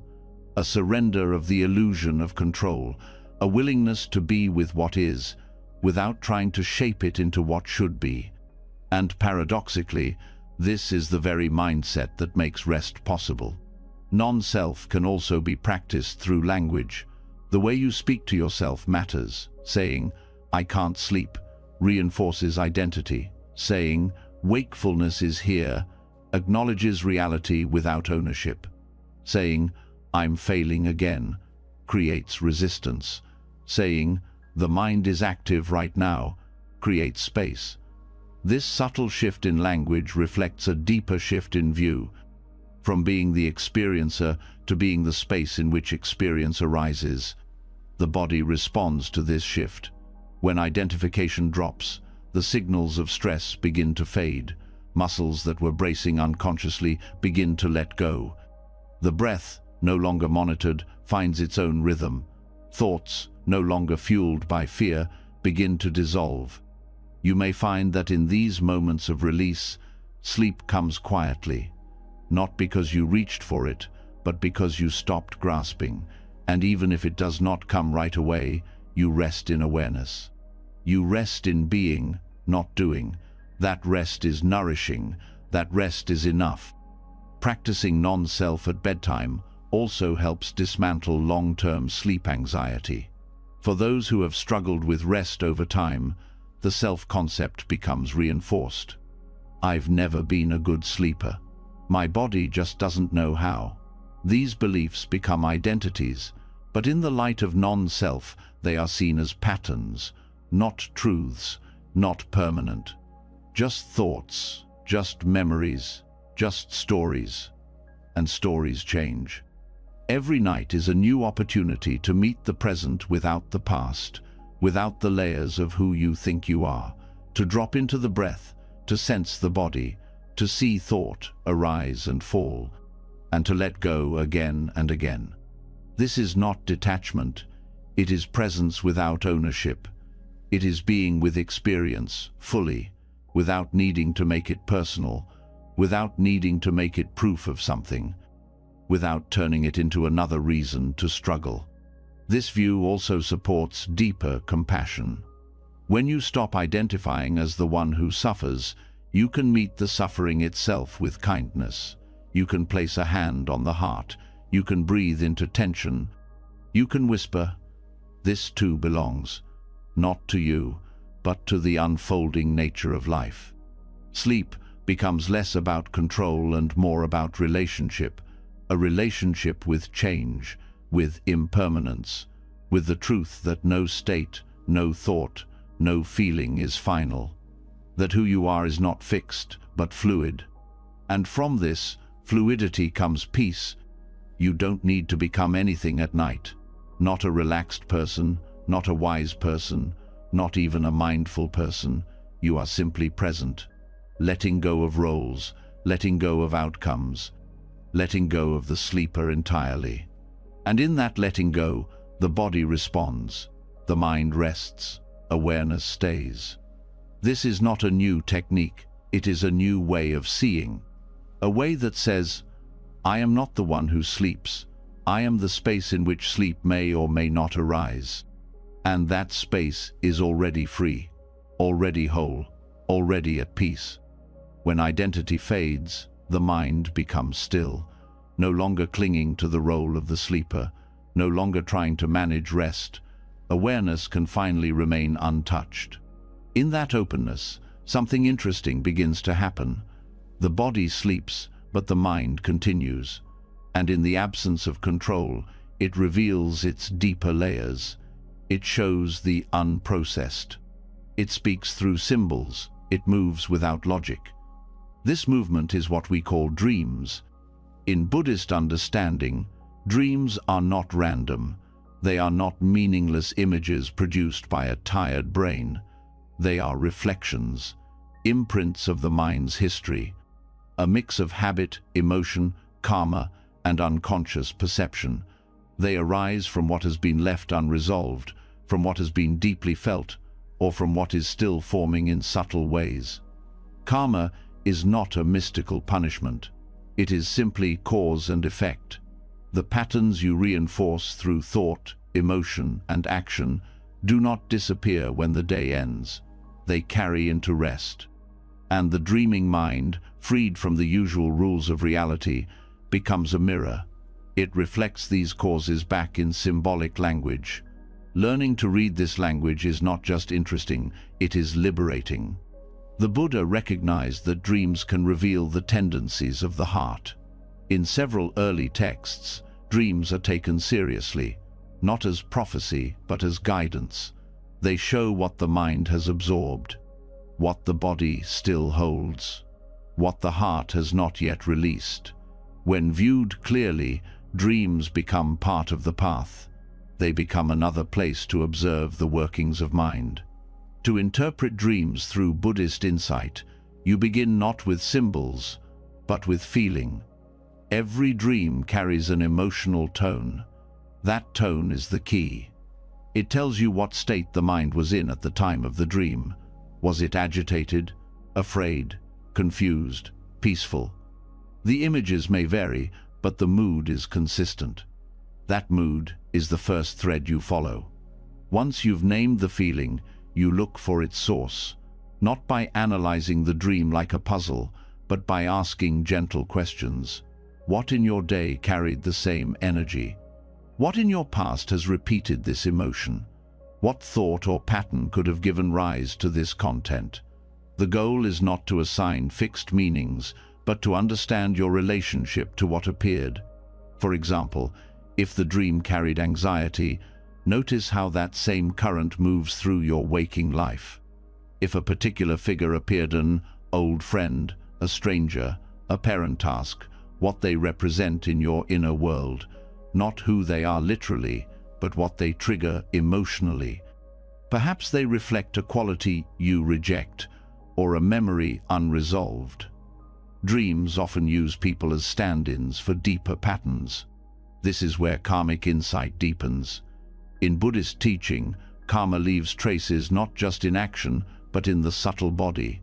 These traces, called samkaras or samskaras, are like grooves in the mind. Repeating a reaction deepens the groove.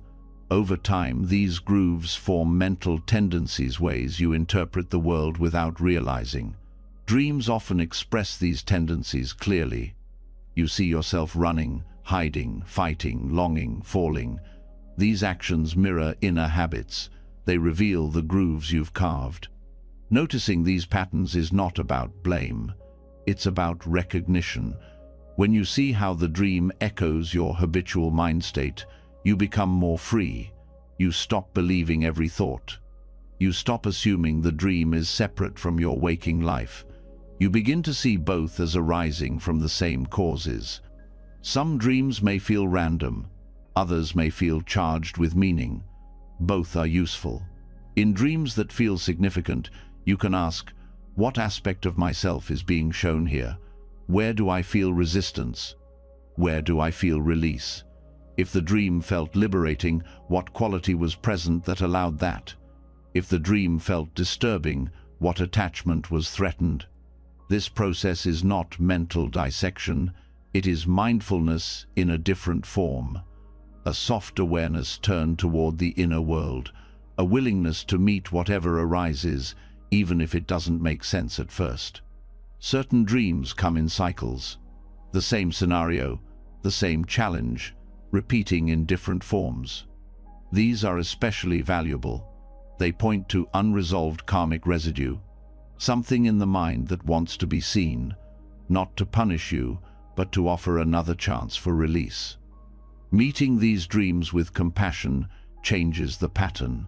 Awareness heals, not by changing the dream, but by changing how you relate to it. Keeping a dream journal can support this process, not to collect stories, but to observe tendencies.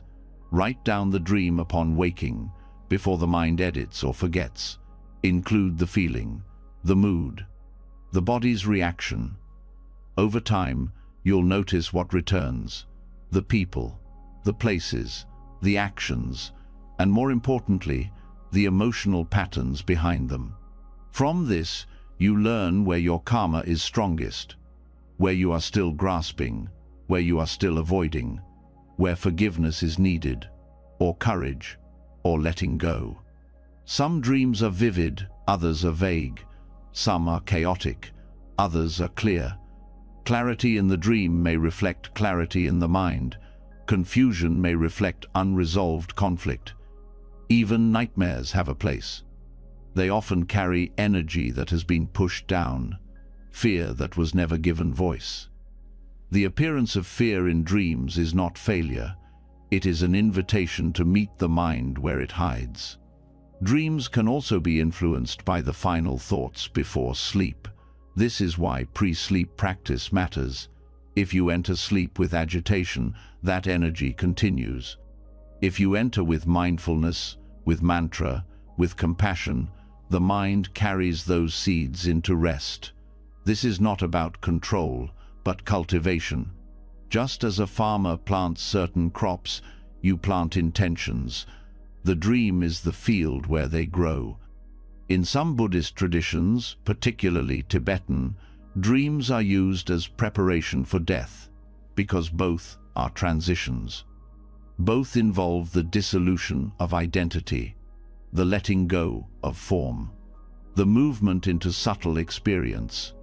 Dreams show how the mind behaves when the usual structure disappears. This insight is powerful.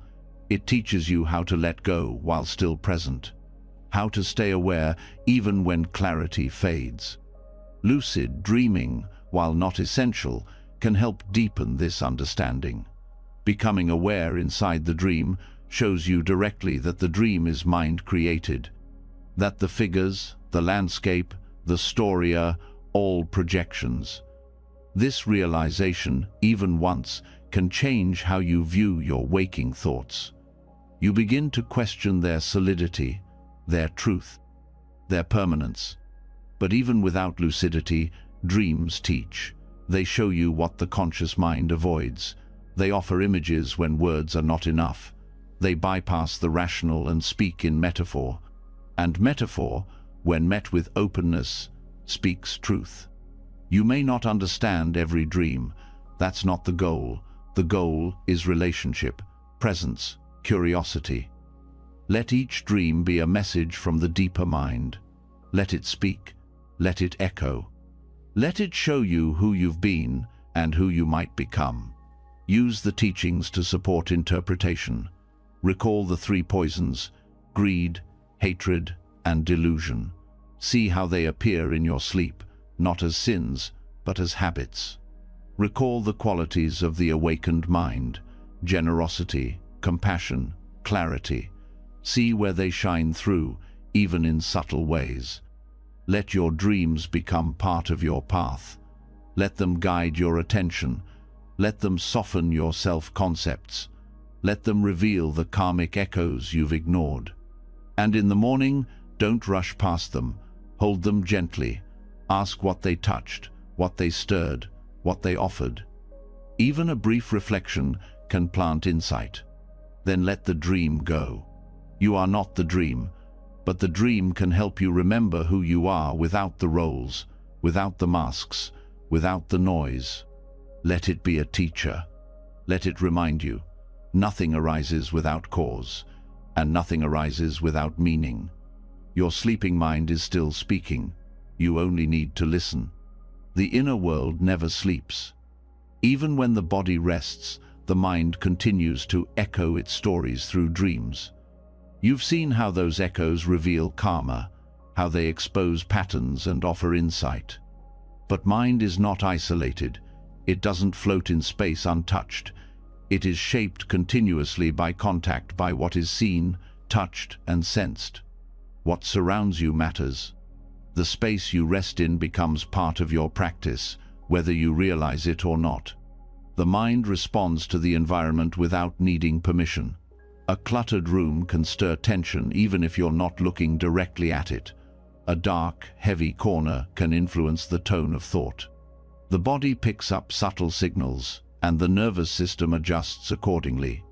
This is not philosophy, it is lived experience, which means your sleep space is not neutral. It is either supporting tranquility or disrupting it. In Buddhist teachings, mindfulness is not limited to internal states. It extends to the environment. Awareness of posture, breath, speech, and surroundings are all considered essential. Where you rest, how you treat that space, what it contains, and how it is arranged, these details shape the quality of your sleep and the tone of your practice. Turning your bed into a sacred altar is not about ritual for the sake of beauty. It's about creating conditions for peace. A sacred space is a supportive space. It reminds the body that rest is safe. It signals the mind to release control. It grounds your nightly practice in intention. This begins with the placement of the bed. In traditional Buddhist and Eastern spatial teachings, orientation matters. The head pointing east or north is often recommended. East aligns with the rising sun, symbolizing clarity and renewal. North carries associations with stability and stillness. These orientations may seem symbolic, but the act of choosing a direction brings consciousness to something otherwise passive. It transforms the bed from an object into an intentional container for rest. Lighting also matters. Harsh light confuses the body's circadian rhythm. Warm, dim lighting in the evening signals the brain to slow down. It tells the pineal gland to release melatonin. Candles, soft lamps, or salt lights encourage a more natural descent into sleep. And when combined with silence or gentle sound, the space begins to hold presence. The nervous system picks up on this subtle harmony. It slows, it releases. Color is another element that can shape experience. Cool earth tones, soft whites, and muted natural shades have long been associated with clarity and non-reactivity. Vibrant or sharp colors can stimulate rather than calm. This doesn't mean your space must be devoid of beauty. It means beauty should support calm, not demand attention. Everything in the space communicates something. Excessive objects around the bed often carry emotional weight. A pile of laundry, an unfinished book, a bright screen, all of these speak to the mind in subtle ways. They create mental loops, things undone, thoughts unresolved, sensory input unfiltered. This input becomes part of your mental field even after your eyes are closed. Simplicity is not emptiness, it is clarity. It allows your attention to rest. When your eyes open in the morning or close at night, what you see and sense matters. Let your space reflect stillness. Choose only what calms, only what supports rest. Everything else can live elsewhere. Scent is another layer of spatial mindfulness. The olfactory system is deeply linked to emotion and memory. Certain scents like sandalwood, lavender, or cedar air, traditionally used in Buddhist rituals, not just for atmosphere, but because they speak to the body directly. They guide breath, ground emotion and help establish ritual space. Diffusing essential oils or lighting natural incense with care and moderation can create a gentle association in the nervous system between scent and rest. Sound also plays a role. Silence is powerful, but not always possible. When it isn't, neutral or calming sounds can act as anchors. A small water fountain, a fan with a soft rhythm, traditional chanting or nature tones played quietly. These sounds do not distract. They guide awareness away from inner noise towards steady external cues. The mind responds not by effort, but by tuning. Textiles in the sleep space should also support comfort without stimulation. Materials that breathe, that hold warmth gently, allow the body to feel safe. Coarse or synthetic fabrics can create low-grade irritation. This is not about luxury, it's about harmony between body and environment. Symbolism has a place as well. A small statue, an image, or an object with meaning can help center the space. It becomes a visual reminder of your intention. In Buddhist practice, images of the Buddha or Bodhisattvas are not worshipped. They are used to reflect qualities of the awakened mind: compassion, wisdom, peace. Placing such an object near your bed not as decoration, but as an anchor can influence the tone of your thoughts before sleep. It offers a focal point for reflection or gratitude, helping you shift from mental activity to presence. Avoid placing mirrors near or opposite the bed. In many traditions, this is discouraged, as mirrors can reflect light and movement, subtly stimulating the mind. They can also reinforce self-image at a time when the goal is to dissolve identity and release into stillness. Electronics, though familiar, often disturb the subtle energy of the space. Screens emit blue light, disrupting sleep hormones. More than that, they carry mental stimulation news, messages, noise. Even when turned off, the presence of a screen near the bed can reinforce the loop of distraction. Creating physical distance from devices at night is not deprivation, it is protection. You are giving your mind a chance to return to natural rhythm. Floor space matters too. A cluttered floor signals overwhelm. It makes movement cautious, fragmented. A clear floor gives the body ease and the mind confidence. When the space around your bed is free from obstacles, the transition between waking and resting becomes smooth. There is nothing to avoid, nothing to navigate, nothing unfinished pressing into awareness. The practice of preparing the sleep space becomes a meditation in itself, not a chore, a form of attention, a way to align the external with the internal. You are saying to your body and mind, rest is sacred. Stillness is honored here. There is room to let go. You may begin this preparation with a short pause. Adjust the pillow with awareness.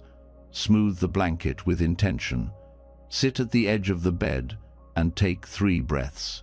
Acknowledge the space as a place of peace. You don't need to speak it aloud. Let your actions carry the message. This kind of care accumulates.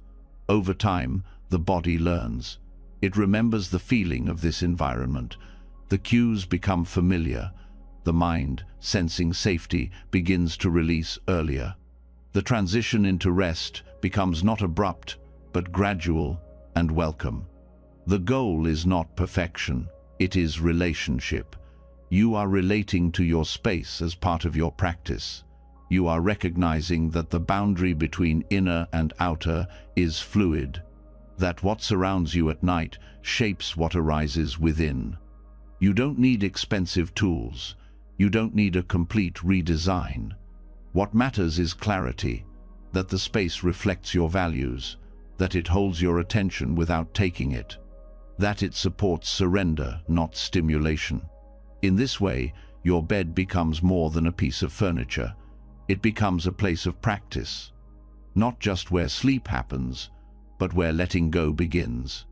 Not just where the day ends, but where awareness continues. This is the heart of Buddhist spatial wisdom. It is not superstition. It is not aesthetic. It is mindfulness extended into form, matter arranged with care, space used to support stillness. Let your bed become that place. Let it be where noise dissolves, where rest returns, where presence meets comfort, and where each night begins not as routine, but as ritual, a simple act, a sacred shift. Your body will know. Your mind will follow. And in that stillness, something deeper will rest. Stillness is not created by chance. It begins with choice, each small, each intentional. You've created a space that invites peace. You've removed distractions, softened colors, cleared what doesn't belong. The room now reflects your deeper intention to rest with awareness. But even in the calmest space, the mind may not follow, because what you carry inside still clings, not to the room, but to the day. The body may lie in bed, the lights may be low, the room may be quiet, but the mind can still be entangled in unfinished conversations, old regrets, things left unsaid, work left undone, judgments not yet questioned, and these threads follow you into sleep. The mind tries to hold what it thinks must be held. It loops to preserve what has already passed. This is the invisible weight that prevents real rest. In Buddhist practice, this holding is called attachment. It is not limited to material things. It includes emotions, identities, memories, expectations, even hopes. When these are not released, even in moments of physical rest, the nervous system stays active, thought remains busy, sleep becomes shallow, dreams become disturbed, waking feels incomplete. This is where renunciation becomes essential, not as rejection, but as release. Renunciation is often misunderstood. It's seen as a turning away from life, from pleasure, from relationships. But in its true form, renunciation is the art of letting go of what no longer serves clarity. It is a gentle stepping back, a soft refusal to carry what isn't needed, a willingness to rest in what's real rather than grasp at what is imagined or lost. At night, renunciation becomes practical. You don't need to leave your life behind. You only need to release the energy you've been entangled with, the interactions that linger, the responsibilities that replay, the image of yourself that you try to protect, prove, or perform. These are the burdens that prevent deep rest. Letting go at night is a skill. It's something that can be practiced, not through force, not through denial, but through small, clear acts of surrender. One of the simplest practices is closing the day with acknowledgement. Before lying down, pause and reflect. What were the moments that still feel unresolved? What part of the day are you still holding in your body or mind? Without trying to solve it, speak to it, internally or softly aloud. Name it.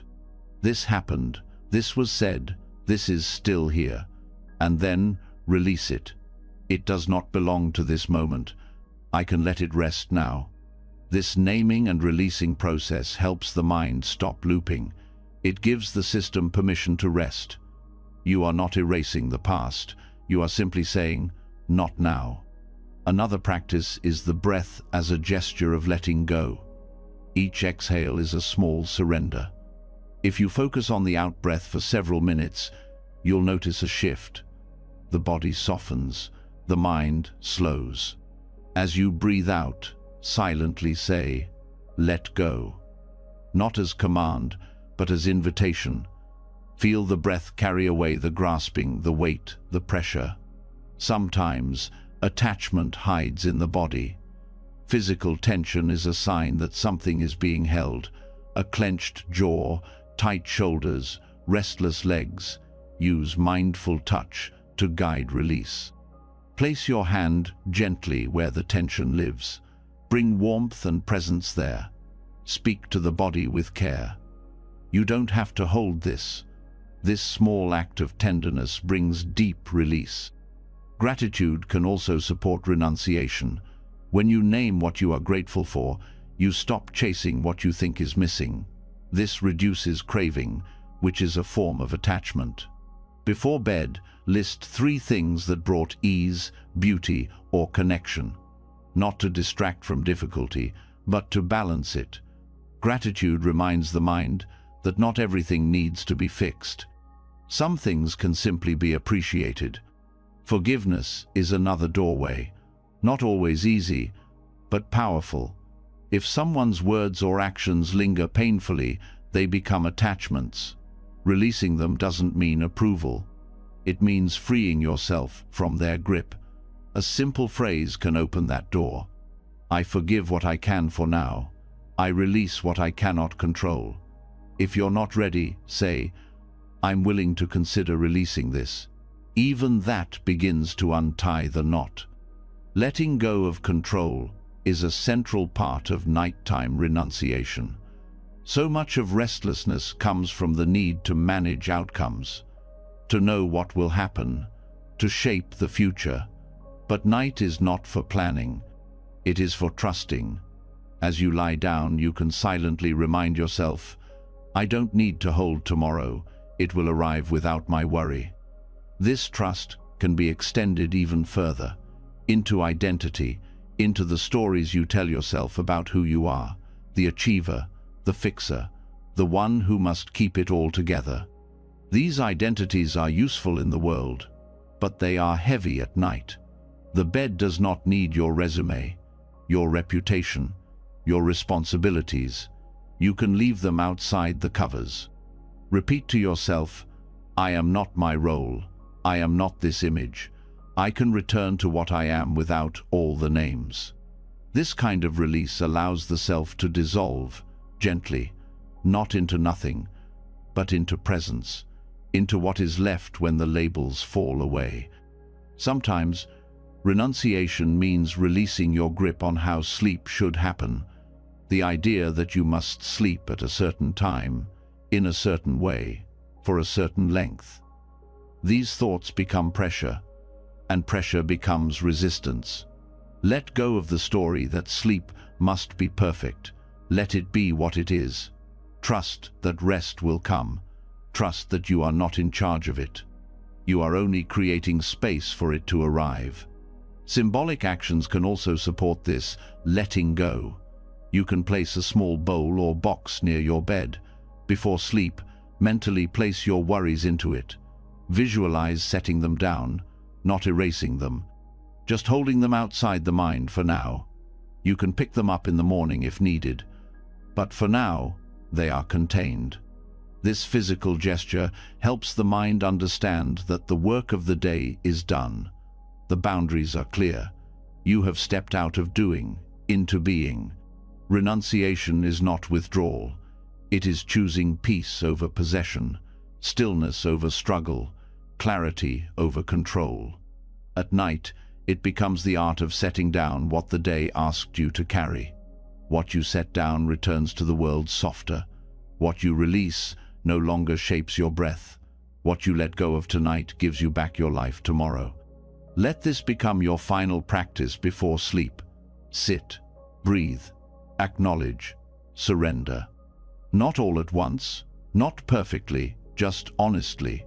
The mind will learn, the body will follow, and rest will arrive not because you chased it, but because you cleared the space for it to enter. As the day dissolves and the attachments fade, you begin to enter a quieter space. You've let go of control, softened the grip of identity, and cleared a path for stillness. But when you strip everything away, something else often rises a question. What is this stillness for? What am I resting into? When all the noise ends, what remains isn't emptiness, it's intention. And that intention shapes what comes next. Sleep is not just rest, it is return. Return to the base of consciousness, to the roots of mind where deep habits form. This space is malleable. It listens. It receives. Whatever you place into it before you sleep begins to grow. It becomes part of your pattern, And that's where the Bodhisattva vow transforms not only your waking life, but your sleep as well. A Bodhisattva is not someone who seeks awakening for themselves alone. It is someone who turns towards suffering not to escape it, but to meet it, to respond with wisdom and compassion. This vow is not just spoken once, it is lived. It becomes the backbone of thought, action, and intention. And when practiced deeply, it begins to shape the unconscious. To sleep with this vow is to plant its essence in the most receptive soil, the mind at rest, the part of you that does not argue, the part that absorbs, stores, and acts from what it knows beneath words. Reprogramming the subconscious does not require force, it requires clarity, repetition, alignment between heart and action. Before sleep, this vow can be quietly renewed, not as pressure, but as offering, not as expectation, but as seed. The phrasing may be traditional or personal. In the traditional Mahayana Buddhist vow, it begins, "Beings are numberless, I vow to free them. Delusions are inexhaustible, I vow to end them. Dharma gates are boundless, I vow to enter them. The Buddha's path is unsurpassable, I vow to realize it." Speaking this aloud or silently before sleep reshapes the direction of your inner life. It shifts the focus from fear to service, from isolation to connection, from self-centered struggle to open-hearted willingness. The nervous system responds to this. The mind begins to feel safe, not because it is secure, but because it is anchored in meaning. This kind of intention reshapes dream content. It redirects the subconscious toward compassion-based activity. You may find that your dreams begin to reflect more connection, more helping, more clarity. Not always in obvious ways, but subtly. The mind, given this new orientation, searches for opportunities to carry the vow, even in sleep. Scientific studies have shown that the final thoughts before sleep influence dream formation, memory consolidation, and emotional regulation. This means your intention matters more than you realize. It guides the brain's sorting process. It influences what becomes embedded, what becomes your pattern. To embody the Bodhisattva vow in sleep is to release the need to be in control while maintaining clarity of heart. You are not promising to be perfect. You are opening a direction. You are choosing to be shaped by compassion. You are saying to the deeper parts of mind, "I am willing to be a source of benefit, even in rest." This changes how you approach difficult dreams. Instead of rejecting discomfort or confusion, you begin to see even nightmares as opportunities for practice. You can bring compassion to fear. You can meet conflict with clarity. You can reflect kindness into any scenario, even symbolic ones. The subconscious does not distinguish fiction from reality in terms of emotional response. When you meet pain with gentleness in a dream, that response becomes more accessible in waking life. This doesn't mean you must lucid dream. Even without conscious control, the tone of your inner world changes. The dreams may become more symbolic, more instructive, less reactive. Your inner life becomes less about being chased, more about choosing how to respond. The vow also dissolves the illusion of separation. You no longer fall asleep as a lone individual. You rest as part of a larger whole. Your rest becomes a form of service. Not through action, but through intention. This releases the weight of needing to fix everything. You are not called to save the world in a night. You are called to stay open, to return to intention again and again. Over time, this practice cultivates subtle confidence, a sense that your life is not only your own, that even in your most private moments when the eyes are closed and the world has fallen away, you are still aligned with something meaningful. This removes the quiet despair that often lingers beneath anxiety, the despair of purposelessness, of isolation, of forgetting what truly matters. sleep becomes more than rest. It becomes refuge. And from that refuge, you return each morning steadier, not because everything is easier, but because you remember why you wake. You remember what direction your life moves in. The momentum of compassion carries forward. Even if the day becomes hard, the vow remains. You can also personalize this practice. If the traditional phrases feel distant, speak from your heart. Before sleep, say what matters. May I be of benefit. May my rest support clarity. May my dreams open insight. May I meet all beings with kindness. May I wake ready to serve. Again. The subconscious responds most deeply to truth. Not elaborate words, but sincere presence. Speak what feels real. Let the vow be a mirror for your own longing to be of use in a world that suffers. Let it be quiet but clear. Spoken not to impress, but to remember. You might also include gestures, a hand to the heart, a bow of the head, a pause in the dark. These actions are not decoration. They are bridges. They connect mind to body. They make the vow tangible.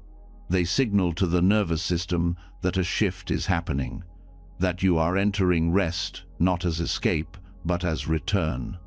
This intention also heals the parts of you that feel small, that wonder whether you matter, that question your worth. The Bodhisattva vow says, your being is of value because you choose to benefit others. Not someday, not when perfect, but now, in this body, in this moment, even in sleep. This is not ego, it is responsibility. Joyful, grounded, sacred responsibility. The choice to stay on the path, even while resting. Your sleep then becomes infused with meaning. You no longer dread the night. You no longer fight rest. You step into it as part of your practice, as another form of generosity, as a way to keep the heart open while the body recovers. Let this vow soften your inner world. Let it shape your dreams. Let it carry you into a sleep that heals not only you, but everyone your life touches. Not because you did something dramatic, but because you remembered the direction you are facing. Sleep then, not to escape, but to serve. Let rest prepare you to show up fully. Let the vow continue through the night. Let it work beneath words. Let it reach where habit lives, where karma is stored, where patterns are built. And when you wake, you may not remember your dreams. You may not feel changed, but something deep within you will know. A choice was made, a seed was planted, the vow lives on, in silence, in stillness, in sleep. When the heart aligns with compassion and the vow settles into the quiet layers of sleep, even your rest begins to serve. You no longer sleep, only to recover you. Sleep to renew your ability to be of benefit. And yet, despite all preparation, all sincerity, all alignment, the body may still stay awake. The breath may deepen, the space may soften, and still sleep may not come.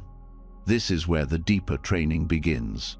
Sleeplessness, when met with resistance, becomes suffering, but when met with patience, it becomes practice. In Buddhist teachings, chanti is the perfection of patience, not just tolerance, but deep, unwavering acceptance of reality as it is. It is not passive, it is not resignation. It is the quiet strength that allows clarity to stay present even when conditions are difficult.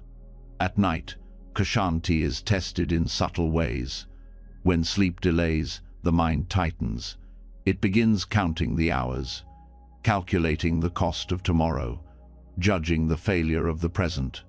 But what makes this painful is not the wakefulness itself, it is the demand for a different experience. The insistence that rest must happen now, exactly as expected. This demand closes the heart and agitates the mind. It turns wakefulness into a problem instead of a process. The practice of Kshanti invites a complete shift in perspective. Wakefulness is not failure. It is sensation, it is breath, it is stillness, it is sound, it is thought, it is presence. You are not outside the path just because your eyes are open at 2 a.m. What changes everything is how you meet this moment. Patience begins by releasing the timeline, the need to sleep by a certain hour, the pressure to function at a specific level. These expectations feed agitation. When released, space opens. In that space, practice becomes possible. You notice the coolness of the air, the weight of the blanket, the texture of the pillow. These sensations are not distractions, they are anchors. They ground the mind in direct experience, not the story of insomnia, but the reality of now. Patience includes the willingness to be with what is uncomfortable. The mind may offer agitation, but you don't have to follow it. You can rest in awareness. You can observe thought as thought, tension as tension, and meet each one with kindness.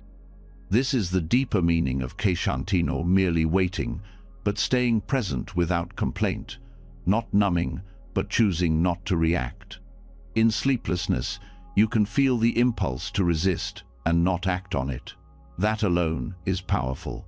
It rewires your response to discomfort. The body begins to learn. I can be with this and not be overwhelmed. The breath is your companion here. It does not have to be deep or slow. Just noticed. Each inhale is a new beginning. Each exhale, a release. The mind may want to count or control. Let it rest in sensation. Let the breath be enough. Mantras can support this patience. A quiet repetition of "let it be" or "this too belongs" can soften the inner resistance. These phrases become rhythm. The mind listens, the body follows. Patience also means letting go of the story that something is wrong. Wakefulness is not an error. It is a state of mind, temporary, changing, like clouds passing through the night sky. What makes it suffering is the belief that it should not be happening. The body wants rest, but when sleep does not come, rest can still happen. Rest is not limited to unconsciousness. It can be found in presence, in quiet, in stillness. You can remain awake and still be resting. Even when energy does not shift, attention can. Kshanti teaches us to remain where we are with openness, to stop fighting time. The moment you stop trying to be somewhere else, peace begins to form even in wakefulness. You may notice patterns in these moments. How the mind returns to certain worries, how it replays the day or jumps ahead. These are not obstacles. They are insights. The mind is revealing what it carries. And when seen with patience, these patterns soften. You are no longer trapped in them, you are observing them with space. This kind of observation is not cold, it is gentle. It says, I see this thought, I see this fear, I see this memory, and I do not have to do anything with it right now. Even discomfort loses force when held this way. Patience also means letting go of comparison. Other people sleep, other people wake, refreshed. These thoughts seem small, but they add pressure. They reinforce the idea that something is wrong with your experience. Kshanti reminds us that suffering increases when we measure, but when we return to what is here, not what should be, we regain freedom.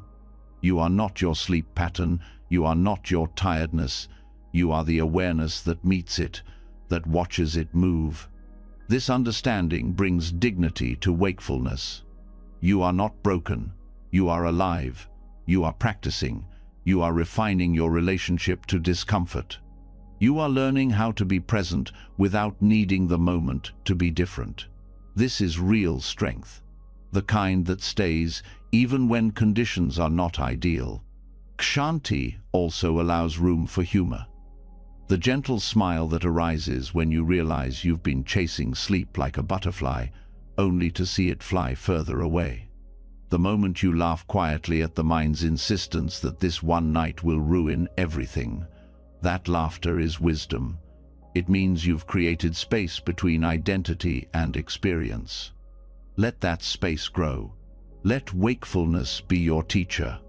You may choose to sit up, to meditate lightly, to stretch, or simply remain in bed with eyes open. There is no single right response. Patience does not mean waiting passively. It means responding with wisdom, with flexibility, with presence. If you get up, do so slowly. Let the light remain soft. Let the movements be simple. Make tea. Listen to silence. Return to bed without hope or dread. Just return. If you remain lying down, let the body rest anyway. Let the eyes close naturally. Let thoughts come and go. Let breath lead attention. You are not trying to sleep. You are allowing rest. This is not second best. This is the path. Over time, the nervous system begins to understand that wakefulness is not danger, that night is not threat, that presence is available in every state. When this understanding deepens, the body begins to trust again. And with trust, sleep comes. Not on demand, but as a visitor, one that arrives when the conditions are kind. Patience makes those conditions possible. Let Kshanti hold you. Let it shape the way you meet these moments. Let it remind you that even now, when sleep does not come, your practice continues. That awareness remains. That peace is not waiting for a perfect night, it is waiting for presence. And you are here, right now, awake and practicing. The stillness of night does not need to be perfect to hold value. Even the moments of restlessness can carry insight. With patience, you learn to remain present, even without sleep. That presence becomes the practice itself. And when the body finally shifts, when the mind finally drifts, and you cross the line into sleep or into waking again, there is something waiting there too, something more than habit. Something that can carry your practice forward, silently, continuously. That something is intention. The mind, whether asleep or awake, is always shaping itself. Each thought, each feeling, each reaction becomes a kind of imprint. When those imprints are unconscious, they accumulate without direction. But when guided by intention, the mind begins to reorient. It becomes a tool for growth, even when you are not fully aware. This is why the moments before sleep are so powerful. They are not just the end of a day. They are the threshold into a different state of consciousness, and how you enter that state influences how you return. In Buddhist teachings, the paramitas, often translated as the 10 perfection sari, qualities of mind and heart, that, when developed, lead to awakening. They are not achievements but orientations. Not rigid standards, but inner commitments. They form the scaffolding for a life that is not ruled by fear, but shaped by clarity, generosity, and peace. And they are not limited to waking life. When brought into your final thoughts before sleep, the paramitas can become seeds that influence your dreams, your rest, and your re-entry into waking consciousness. They don't control your experience, but they guide its shape. They offer a direction for the unconscious to follow. They give sleep a deeper purpose. They give morning a stronger foundation. You can treat each paramita as a subtle vow, a soft alignment, a whisper to the deeper layers of mind. May this be remembered, even when I am not watching. The first is generosity dana. Before sleep, recall a moment of giving, not to praise yourself, but to remind the mind what it feels like to share. Set the intention, may my dreams reflect openness, not grasping. May my rest be an offering to the body. May I wake with a heart ready to give. The second is virtuosila. Reflect gently on how you used your speech, your actions, your attention, not with guilt, but with care. Ask, without pressure. Where can I be more aligned? Set the tone. May my rest renew my integrity. May my body remember restraint. May my mind incline toward kindness. The third is renunciation ek kama. Release the grasping that clung to the day. Let go of what didn't work, what wasn't finished, what didn't go your way. Renunciation is not deprivation, it is peace. Whisper to the heart, may I let go of what no longer serves clarity. May I remember that release is also a form of strength. The fourth is wisdom panya. Invite insight to arise even without effort. The subconscious often processes what the waking mind cannot. Set the direction. May I sleep with a mind that stays curious. May I wake with new understanding. May wisdom unfold without needing control. The fifth is energy virya. This is not about hyperactivity, it is about commitment. The steady effort to return, again and again, to what matters. Let this intention rest with you. May I wake with the energy to continue this path. May my effort be steady, not strained. The sixth is patience ek shanti. Already practiced when sleep did not come, now it continues as a thread. Speak to yourself softly. May I meet all moments with gentleness. May I not rush toward awakening or away from difficulty. May I trust the unfolding, however it appears. The seventh is truthfulness sakha. Be honest about where your mind has wandered, about what you still fear, about what you are still learning to meet. Then, offer this.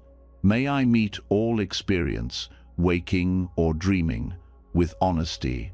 May I not turn away from truth, no matter how quiet it is. The eighth is determination adhitana. This is the resolve that underlies all practice.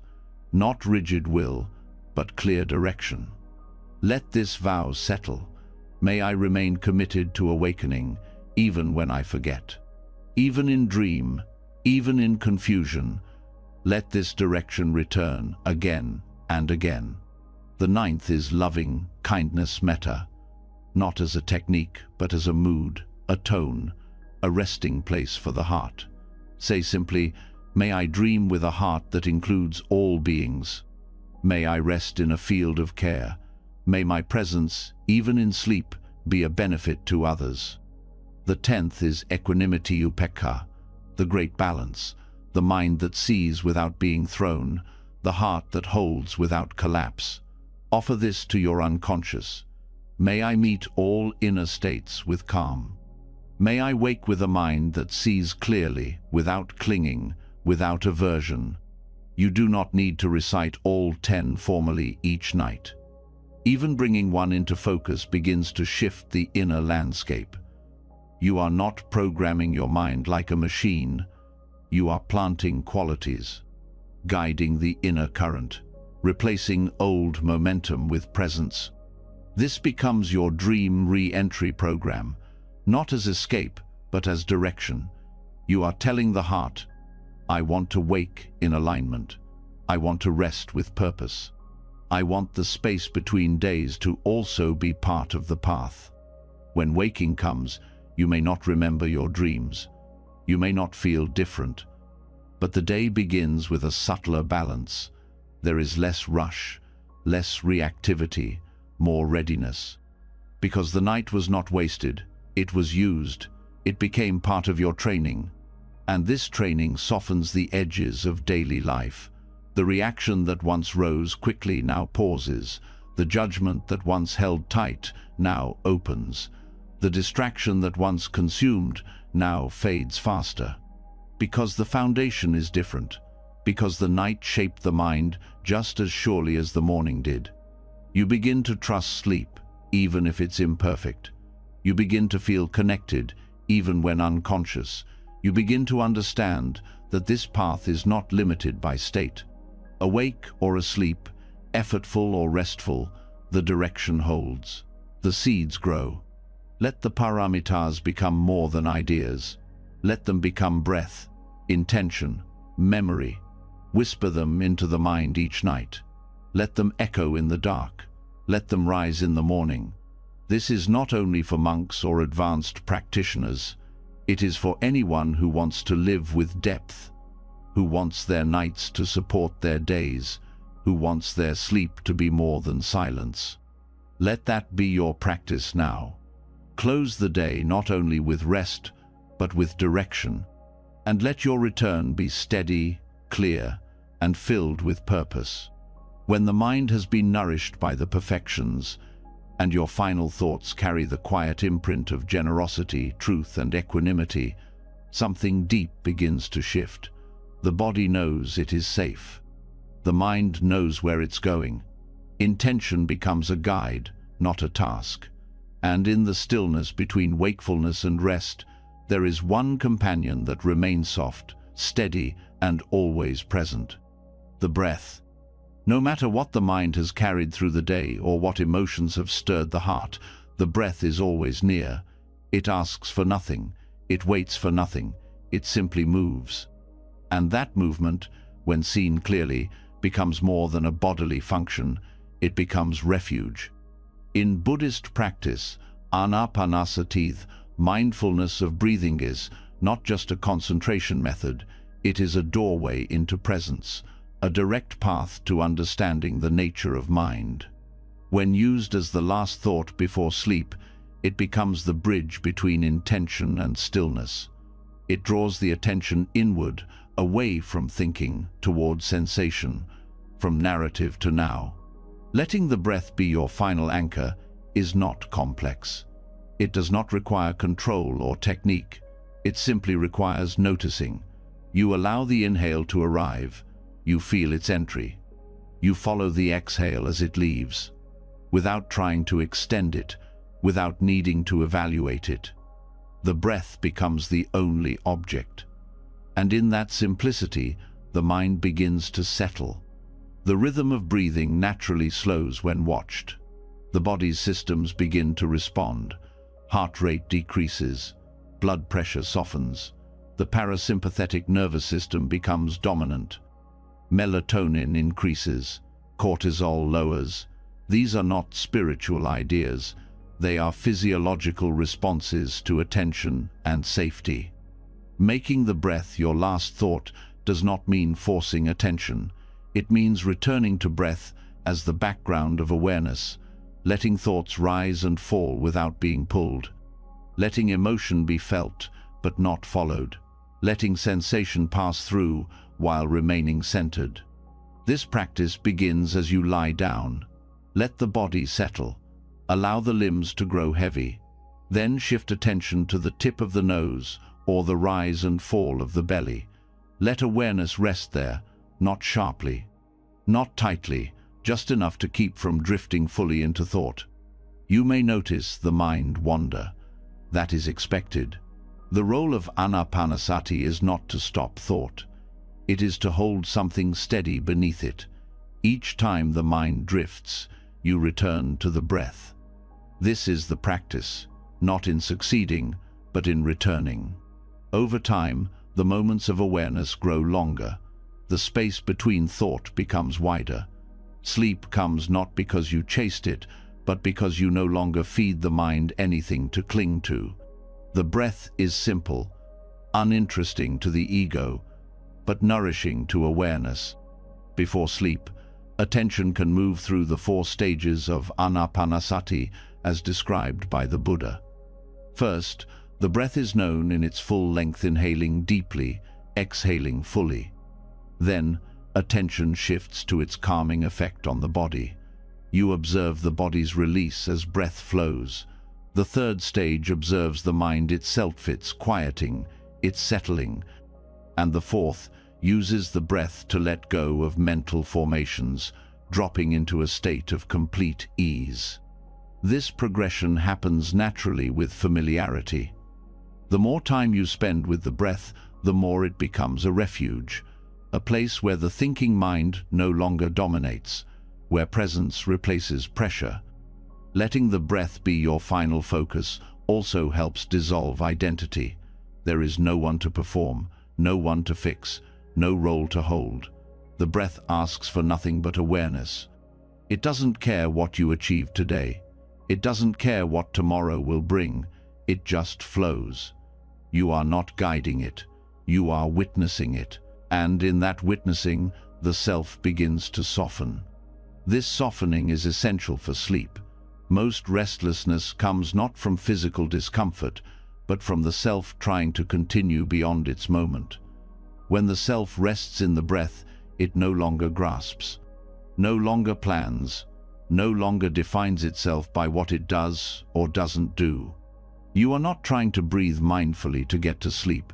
You are using breath to return to what is always here. When that return is complete, sleep happens naturally. Not because you created it, but because the conditions were right.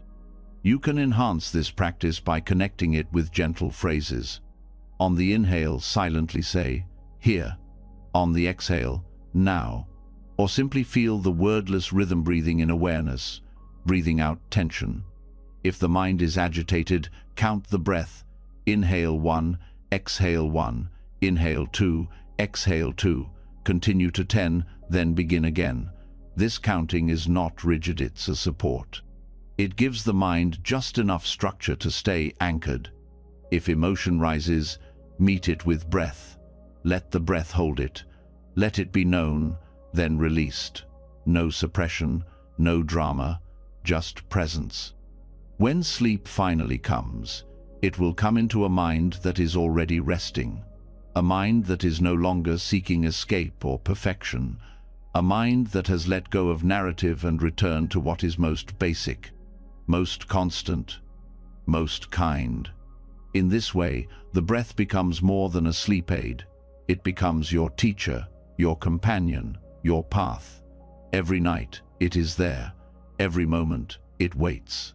And each time you return, you are reminded, this is enough, this breath, this presence, this stillness. Let that be your final thought. Not something to accomplish, just something to rest in. Let the breath carry you. Let the body follow. Let awareness stay. As the breath becomes your final thought, the body follows its rhythm, and the mind begins to soften. You've stepped away from needing to solve, fix, or become anything. Attention has narrowed into stillness. But beneath that quiet, something remains: subtle imprints, emotional residue, thoughts that didn't fully leave when the breath took center stage. What sleep doesn't resolve, awareness must. The mind stream, this continuous flow of sensations, memories, and thoughts, does not simply pause because we wish to rest. It carries the impressions of every word spoken, every judgment formed, every moment ignored. Without conscious reflection, these impressions stack up, they gather weight, and over time, they create inner clutter, reactivity, confusion, emotional exhaustion. This is why the Buddha offered a complete system to bring clarity to this stream, a method not just for focus or relaxation, but for deep internal purification. That method is Satipatthana, 4 foundations of mindfulness. These 4 areas: body, feeling, mind, and Dhamma, not stages to master. They are portals of observation. Together, they offer a way to scan the landscape of experience, not with analysis, but with clarity. When brought into the moments before sleep, they act like a filter. Not one that forces thoughts away, but one that allows what's present to pass through, be seen, and dissolve. You begin with the body, because that is what's closest. The foundation of mindfulness of the body is not limited to breath or movement. It includes posture, contact, temperature, texture. Before sleep, awareness can gently scan from the crown of the head to the soles of the feet, not to find what's wrong, but to connect fully.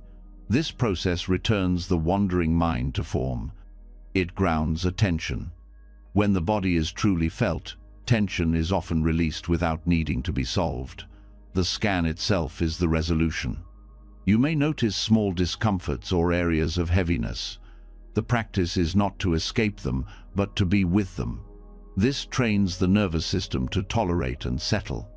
The body begins to understand that attention is safety, that nothing needs to be held in secret. Even pain, when seen clearly, loses its sharpness. The second foundation is feeling Vedana, not mood, not emotion, but the raw tone of experience. Every moment has a feeling tone, pleasant, unpleasant, or neutral.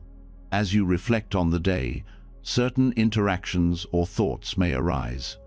Don't get pulled into their story. Ask instead, how did that feel? What was its flavor? Recognizing feeling tones gives insight into how craving and aversion operate. It's not the content of thought that fuels restlessness, but the grasping or resisting of how it feels. Before sleep, you can allow these tones to surface. You can watch how the mind pulls toward what felt good or away from what felt bad. Noticing this movement weakens its hold. You begin to see that the feeling isn't the problem, it's the clinging that follows it. By attending to feeling, you begin to unhook. You stop spinning narratives around discomfort. You stop chasing what has already passed. The mind stops chewing on the same fragments of the day. There is nothing to get rid of, only something to feel and let go. The third foundation is Min-Citta. This is the quality of the mind itself. Is it restless, focused, sluggish, open, contracted? This is not about fixing the mind's state. It's about naming it, watching it. You don't try to change anxiety, you simply recognize, anxious mind is here. You don't force relaxation, you note, soft mind is present. The power in this lies in non-identification. When you see the mind's state clearly, it becomes a passing event, not a definition. You are not your scatteredness, you are not your clarity. These are conditions, not essence. This allows peace to arise not by controlling the mind, but by seeing through its momentum. In the moments before sleep, this is especially powerful. You're not trying to quiet the mind, you're just watching what state it's in. You let it be what it is, without resistance. That lack of resistance becomes stillness. Finally, you observe Dhammathe patterns of truth. In this foundation, you apply the lens of wisdom. You reflect on impermanence, on the nature of suffering, on the fact that nothing arises independently. In practical terms, this means recognizing that whatever you're holding from the day, whether praise or blame, gain or losses, not fixed. It will change. It is already changing. This insight brings release. You stop trying to preserve pleasure or erase discomfort. You see how the mental habits driving your suffering are not new. They are old loops, conditioned reactions, and you are no longer inside them, you are watching them from clarity. This fourth foundation also includes watching the hindrances: desire, aversion, sloth, restlessness, doubt. Before sleep, you can reflect gently. What is arising right now? Is the mind craving something, pushing something away? Does it feel dull or tense? You don't judge. You just notice. This noticing breaks the cycle. The hindrance weakens the moment it's seen for what it is. This is mental purification, not through effort, but through awareness. Together, these four foundations form a kind of cleansing, not one that removes anything forcibly, but one that reveals what is present so that it can pass. You are not holding your experience. You are allowing it to move through. Before sleep, this is the most compassionate thing you can do for your mind. Instead of dragging unresolved tension into the unconscious, you meet it, you acknowledge it. You let it rest in the light of mindfulness. This practice is not long. Even 5 or 10 minutes of focused attention on the foundations before bed can shift your entire night. You lie down cleaner, not physically, but mentally. The dreams change. The emotional tone shifts. The body softens, because the mind is no longer holding what it doesn't need.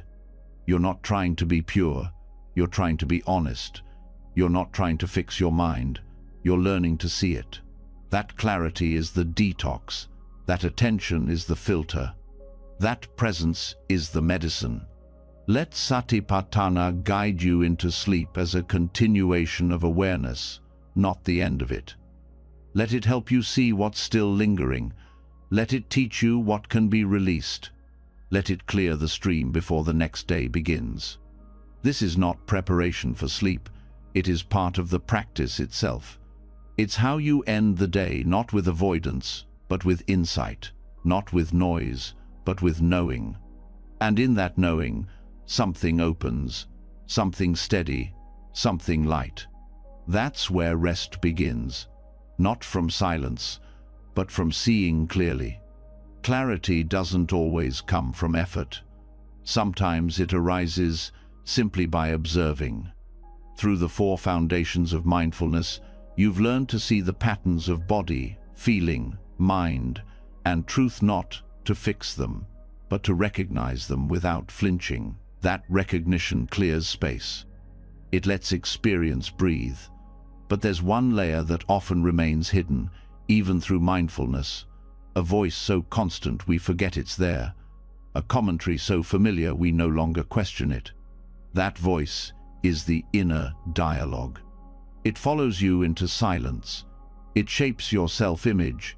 It judges, compares, accuses, and sometimes flatters. It disguises itself as helpful. It pretends to motivate. But beneath its surface, much of that voice carries something more harmful than we realize. It carries violence. Not the loud kind, not physical, but the quiet, mental kind that leaves you exhausted. The kind that goes unchecked because it's considered normal. In Buddhist ethics, ahimsa non harming is a foundational principle. It guides speech, action, livelihood. But the most overlooked domain of non-harming is the way we speak to ourselves. We may never shout at a friend the way we shout inwardly when we make a mistake. We may not hold others to impossible standards the way we hold ourselves. And this quiet cruelty, over time, shapes our mind stream. It creates tension. It poisons rest. It becomes the background of our entire experience. Understanding this is not about guilt. It's about recognizing that the mind has learned to turn against itself, not because you're broken, but because the patterns were never questioned. Internal dialogue begins early. We hear how others speak to us. We absorb the tone. We repeat it without awareness. What was once external becomes internalized. A narrative forms.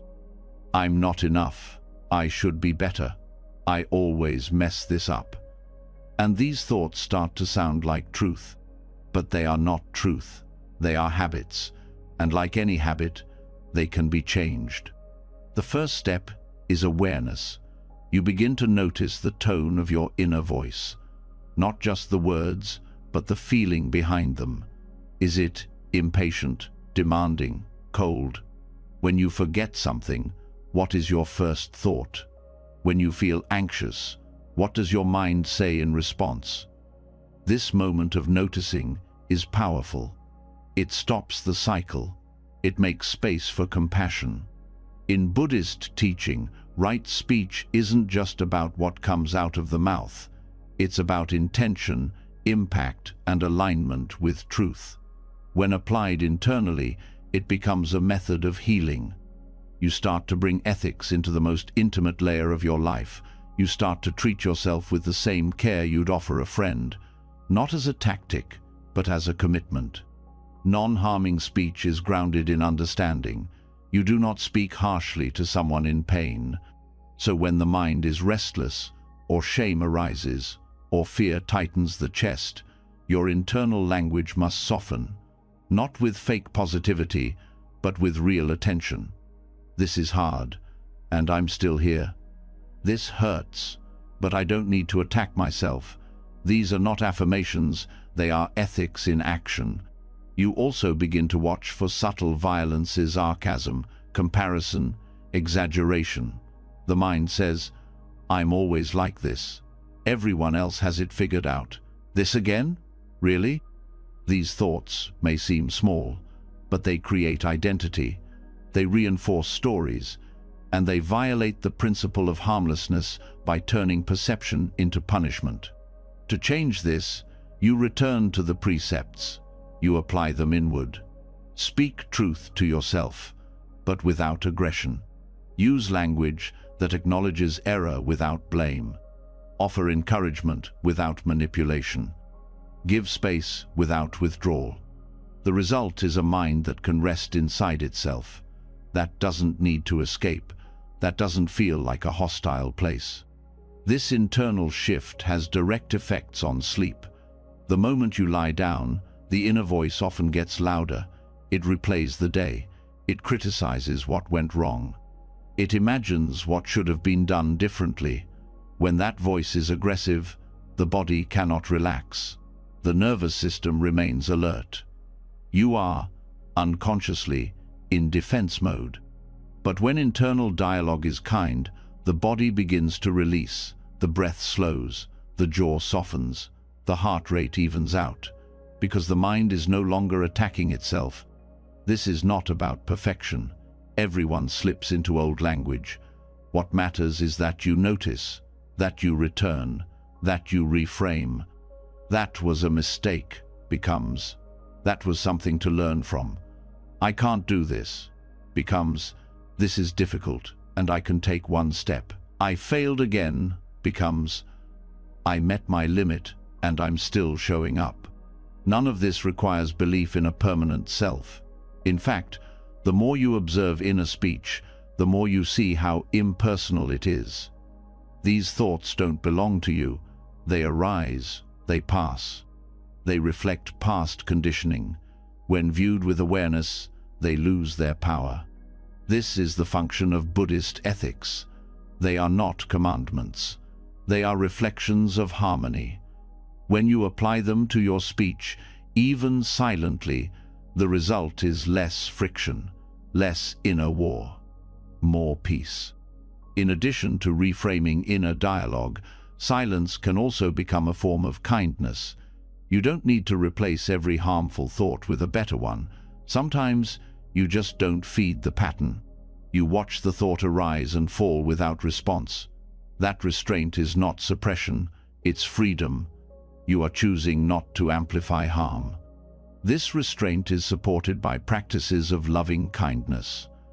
When practiced regularly, phrases of goodwill begin to replace the harsh inner narrative.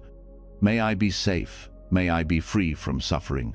May I meet this moment with compassion.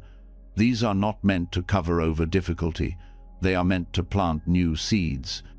Over time, the default tone of your mind begins to change. Judgment becomes inquiry. Harshness becomes patience, reactivity becomes presence, and in this environment, real rest is possible, because a mind that doesn't harm itself can finally rest. This rest is not just physical. It is emotional, mental, karmic. It is the absence of internal conflict, the absence of hostility, the presence of care. Let this be your practice. Let your internal speech reflect your deepest values. Let every phrase be a step toward non-harming. Let your mind become a place where compassion lives not as a concept, but as a language. And in that language, may you find rest. Not because you earned it, but because you stopped interrupting it. Because you remembered. Ahimsa begins where violence was never expected to be found. And you brought the light there anyway. When the harshness of internal dialogue is replaced with compassion, the space inside the mind changes. It becomes gentler, quieter, and more trustworthy. The voice that once attacked now observes.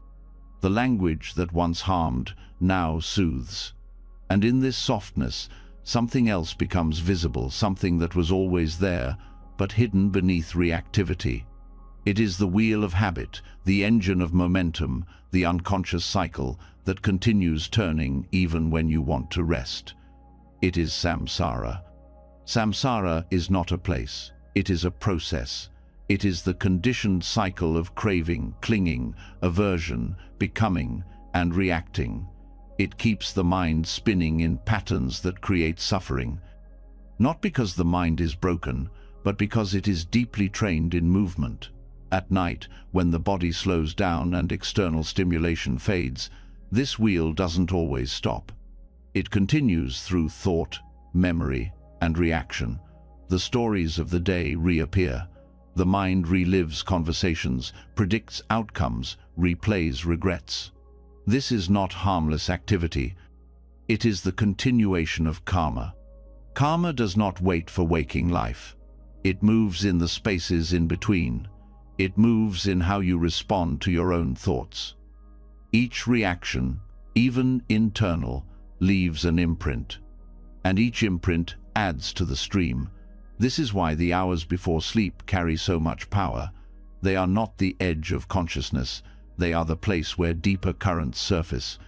And how you meet those currents determines whether you perpetuate the wheel or begin to slow it. Non-reactivity is the key, not as passivity, but as deep intelligence. It is the decision not to feed what arises, not to suppress it, not to indulge it, but to remain present. A thought appears. You see it. You don't follow. A memory stirs pain. You acknowledge it. You don't push it away. A desire calls. You feel the pull. You let it pass. This stillness in response begins to weaken the links in the chain. In Buddhist psychology, reactivity is what transforms experience into suffering. Feeling itself is not suffering. Thought itself is not the problem. It is the craving, the grasping, the pushing, the identifying that gives the wheel its momentum. When a pleasant thought arises and you cling to it, the wheel turns. When an unpleasant one arises and you resist it, the wheel turns again. Non-reactivity is the moment you step off. This stepping off is not dramatic, it's subtle. It happens each time you see thought as thought, sensation as sensation, emotion as movement, and do nothing but watch. You are not avoiding life. You are remaining in contact without being swept away. Nighttime offers a rare opportunity to practice this, because the distractions are fewer, the roles are paused, the mask slips. What's left is the raw momentum of the mind, the habit to judge, to fix, to worry, to fantasize, to plan. These are all forms of becoming micro-identities the mind clings to in the absence of outer activity. When you lie in bed and a thought comes, I didn't do enough today. Tomorrow will be hard. I need to fix this. The instinct is to react, to solve it, to argue with it. But each reaction feeds the mind's compulsion to act. Samsara grows stronger, not because of the content, but because of the reactivity itself. Instead, when these thoughts arise, pause. Acknowledge the thought. Name it gently. Worry, judgment, craving, fear, then return to the breath, to the sensation of lying down, to the quiet of the room. You are not running from the thought. You are refusing to participate in its momentum. This refusal is not rejection, it is wisdom. The mind will try to return to familiar patterns, that is its nature. But the more you meet those patterns with stillness, the weaker they become. Over time, the mind learns a new response: openness without engagement, attention without identification, presence without participation. This is the practice of stopping the wheel. It is not a full halt all at once, but each moment of non-reaction is a slowing. Each refusal to cling is a loosening. Each breath taken without chasing thought is a turning in a different direction. Eventually, even dreams begin to reflect this stillness, because the karmic momentum that shapes dream content is being interrupted. What you choose not to feed becomes less frequent. What you allow to pass begins to lose power. Non-reactivity also affects the body. Reactivity creates tension-tight jaw, racing heart, shallow breath. Each time the mind reacts, the body braces. But when you remain still, the body begins to trust. It realizes nothing needs to be fixed, nothing needs to be defended. The breath deepens, the nervous system calms. The body enters a state where healing can begin. This is liberation not in theory, but in lived experience. You are not escaping the world, you are interrupting the mechanics of suffering. You are training the mind to meet life without the compulsive need to change it. This practice doesn't mean ignoring injustice or discomfort. It means recognizing that reactivity is not the same as response. You can still act, you can still care, but you are no longer ruled by the momentum of unconscious habits. At night, this means letting go of the need to resolve everything before sleep, the conversation that didn't end well, the problem that remains open, the emotion that still lingers. These may not be finished, but you can finish your participation in them for now. Say to yourself, this is enough for today, not because everything is solved, but because you are choosing not to carry it into another cycle of reactivity. This choice is quiet, but it is powerful. You may notice resistance at first. The mind will insist, but if I don't think this through now, I'll lose control. That's the voice of samsara. That's the illusion of safety through thought. You are not abandoning responsibility. You are ending a cycle that no longer serves. Use the body as your anchor, the warmth of the covers, the rhythm of the breath, the feeling of your weight against the mattress. Let the senses remind you, there is nowhere else to be. Let the body's stillness teach the mind to stop running. The breath becomes a signal. Inhale awareness, exhale release. Non-reactivity is not dullness. It is alert rest. It is watching without being caught. It is presence without preference. It is the willingness to be here fully without needing the moment to become anything else. And when the moment no longer needs to change, suffering begins to fade. The karmic wheel slows, not because life is easier, but because the fuel is gone.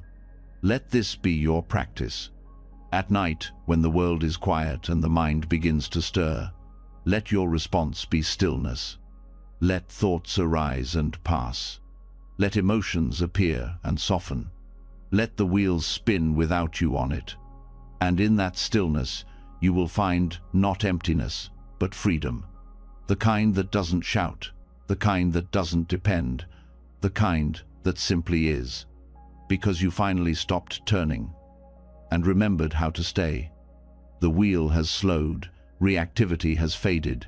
You've stopped trying to fix every thought and have begun to rest within what arises. That pause in reaction is not the end of the path, it is the space where something new begins. And in that space, particularly during the night, a unique stillness appears. A stillness many try to avoid, but one that practitioners for centuries have turned toward. While most of the world sleeps or struggles against sleeplessness, others choose to remain awake not as punishment, but as practice. In Buddhist monastic life, nighttime wakefulness is not a problem to solve. It is a sacred window.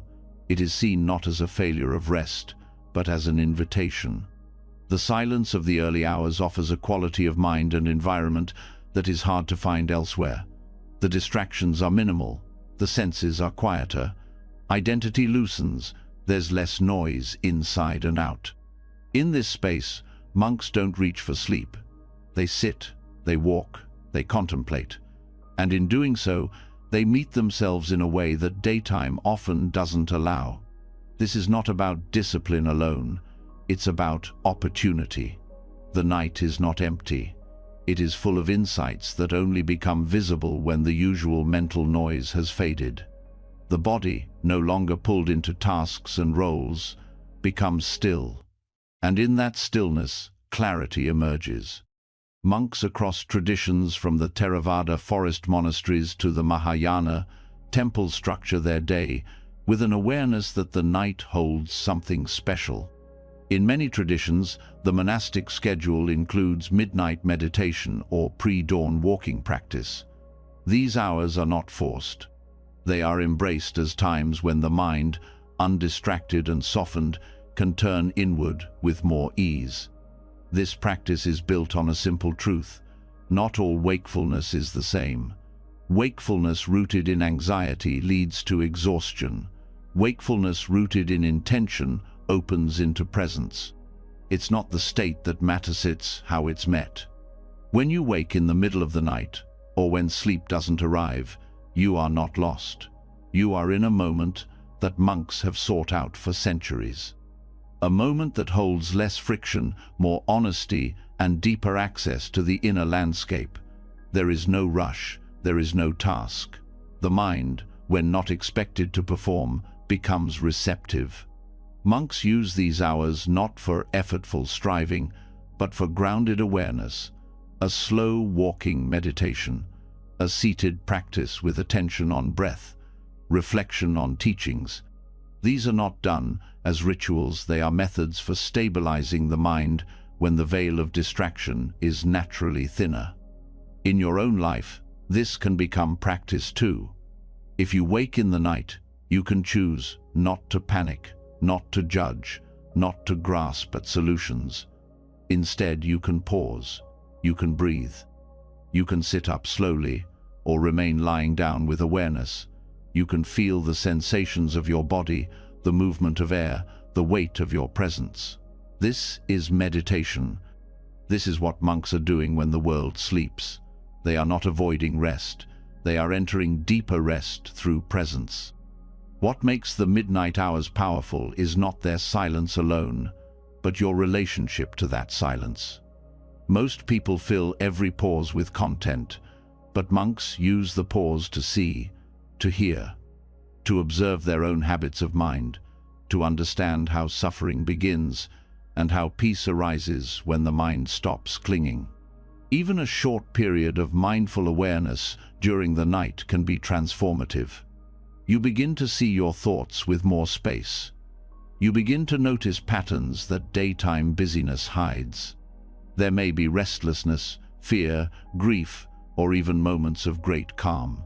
Whatever arises, you are not there to fix it. You are there to meet it. And by meeting it, you shift your relationship with it. Monks are trained to see time differently. The middle of the night is not wasted. It is precious. It is a chance to practice when the world is not looking, when the roles are quiet, when the mind has fewer places to hide. You can take inspiration from this, not to copy their routines, but to recognize that your wakefulness is not meaningless. It can become a space for clarity, for insight, for freedom. You don't need to sit formally to benefit. Even lying in bed, awareness can be steady. You can listen to your breath.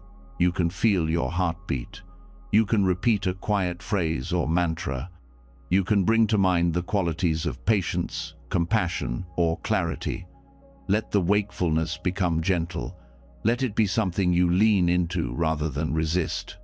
The wisdom of monks reminds us that not all spiritual work happens during the day. In fact, some of the most subtle and lasting insight arises in the hours most people try to escape. When you stop seeing the night as a barrier, it becomes a gateway. The lack of light is not darkness, it is quiet illumination. The absence of sleep is not failure. It is a chance to see how much of your identity is tied to control. This is what monks learn through nightly practice, that everything changes in the dark. The layers that usually protect the self begin to dissolve, and in that dissolution, you can watch what remains. What thoughts still loop, what fears still echo, what longings still persist. None of them are problems to fix, they are teachers to observe. When you treat the night as sacred, it changes. It no longer becomes time to endure. It becomes time to listen. You don't need long hours or monastic robes. You need presence. You need willingness. You need the courage to stay. Let your night be more than absence of sunlight. Let it be filled with attention. If sleep comes, let it come. If it doesn't, meet the moment the way a monk would, with care, with clarity, and with enough humility to learn from what's here. The path of awakening doesn't pause because the sun has set. It continues quietly, subtly, through every hour. Even now. Especially now. You've just traveled through over 3 hours of timeless wisdom, not ancient in distance, but alive in this very breath. Together, we explored the quiet power of emptiness, the sacred art of falling asleep with presence, the healing intelligence of dreams, the warmth of the four immeasurables, and the silent strength of letting go. We watched identity dissolve. We turned the bed into an altar. We met the restless mind, not with resistance but with patience. We learned to fall asleep with compassion and wake up with purpose. And in the darkest hours, we discovered what monks have known for centuries, that even wakefulness can be holy when met with stillness. This wasn't a list of hacks, it was a path. Now, it's your turn to carry it forward. Not perfectly, but sincerely. Let the breath guide you. Let awareness hold you, and let the night become part of your practice, not separate from it. If this journey resonated with you, even one insight, one breath, one shift, leave a comment below and share what moved you most. I read every single one. This is how we grow together, quietly, steadily, like the breath itself. And if you want more wisdom like this, more silence wrapped in sound, subscribe to the channel. Your journey is still unfolding. Let's walk it together. Rest well, sleep deeply, and return awake, aware and whole.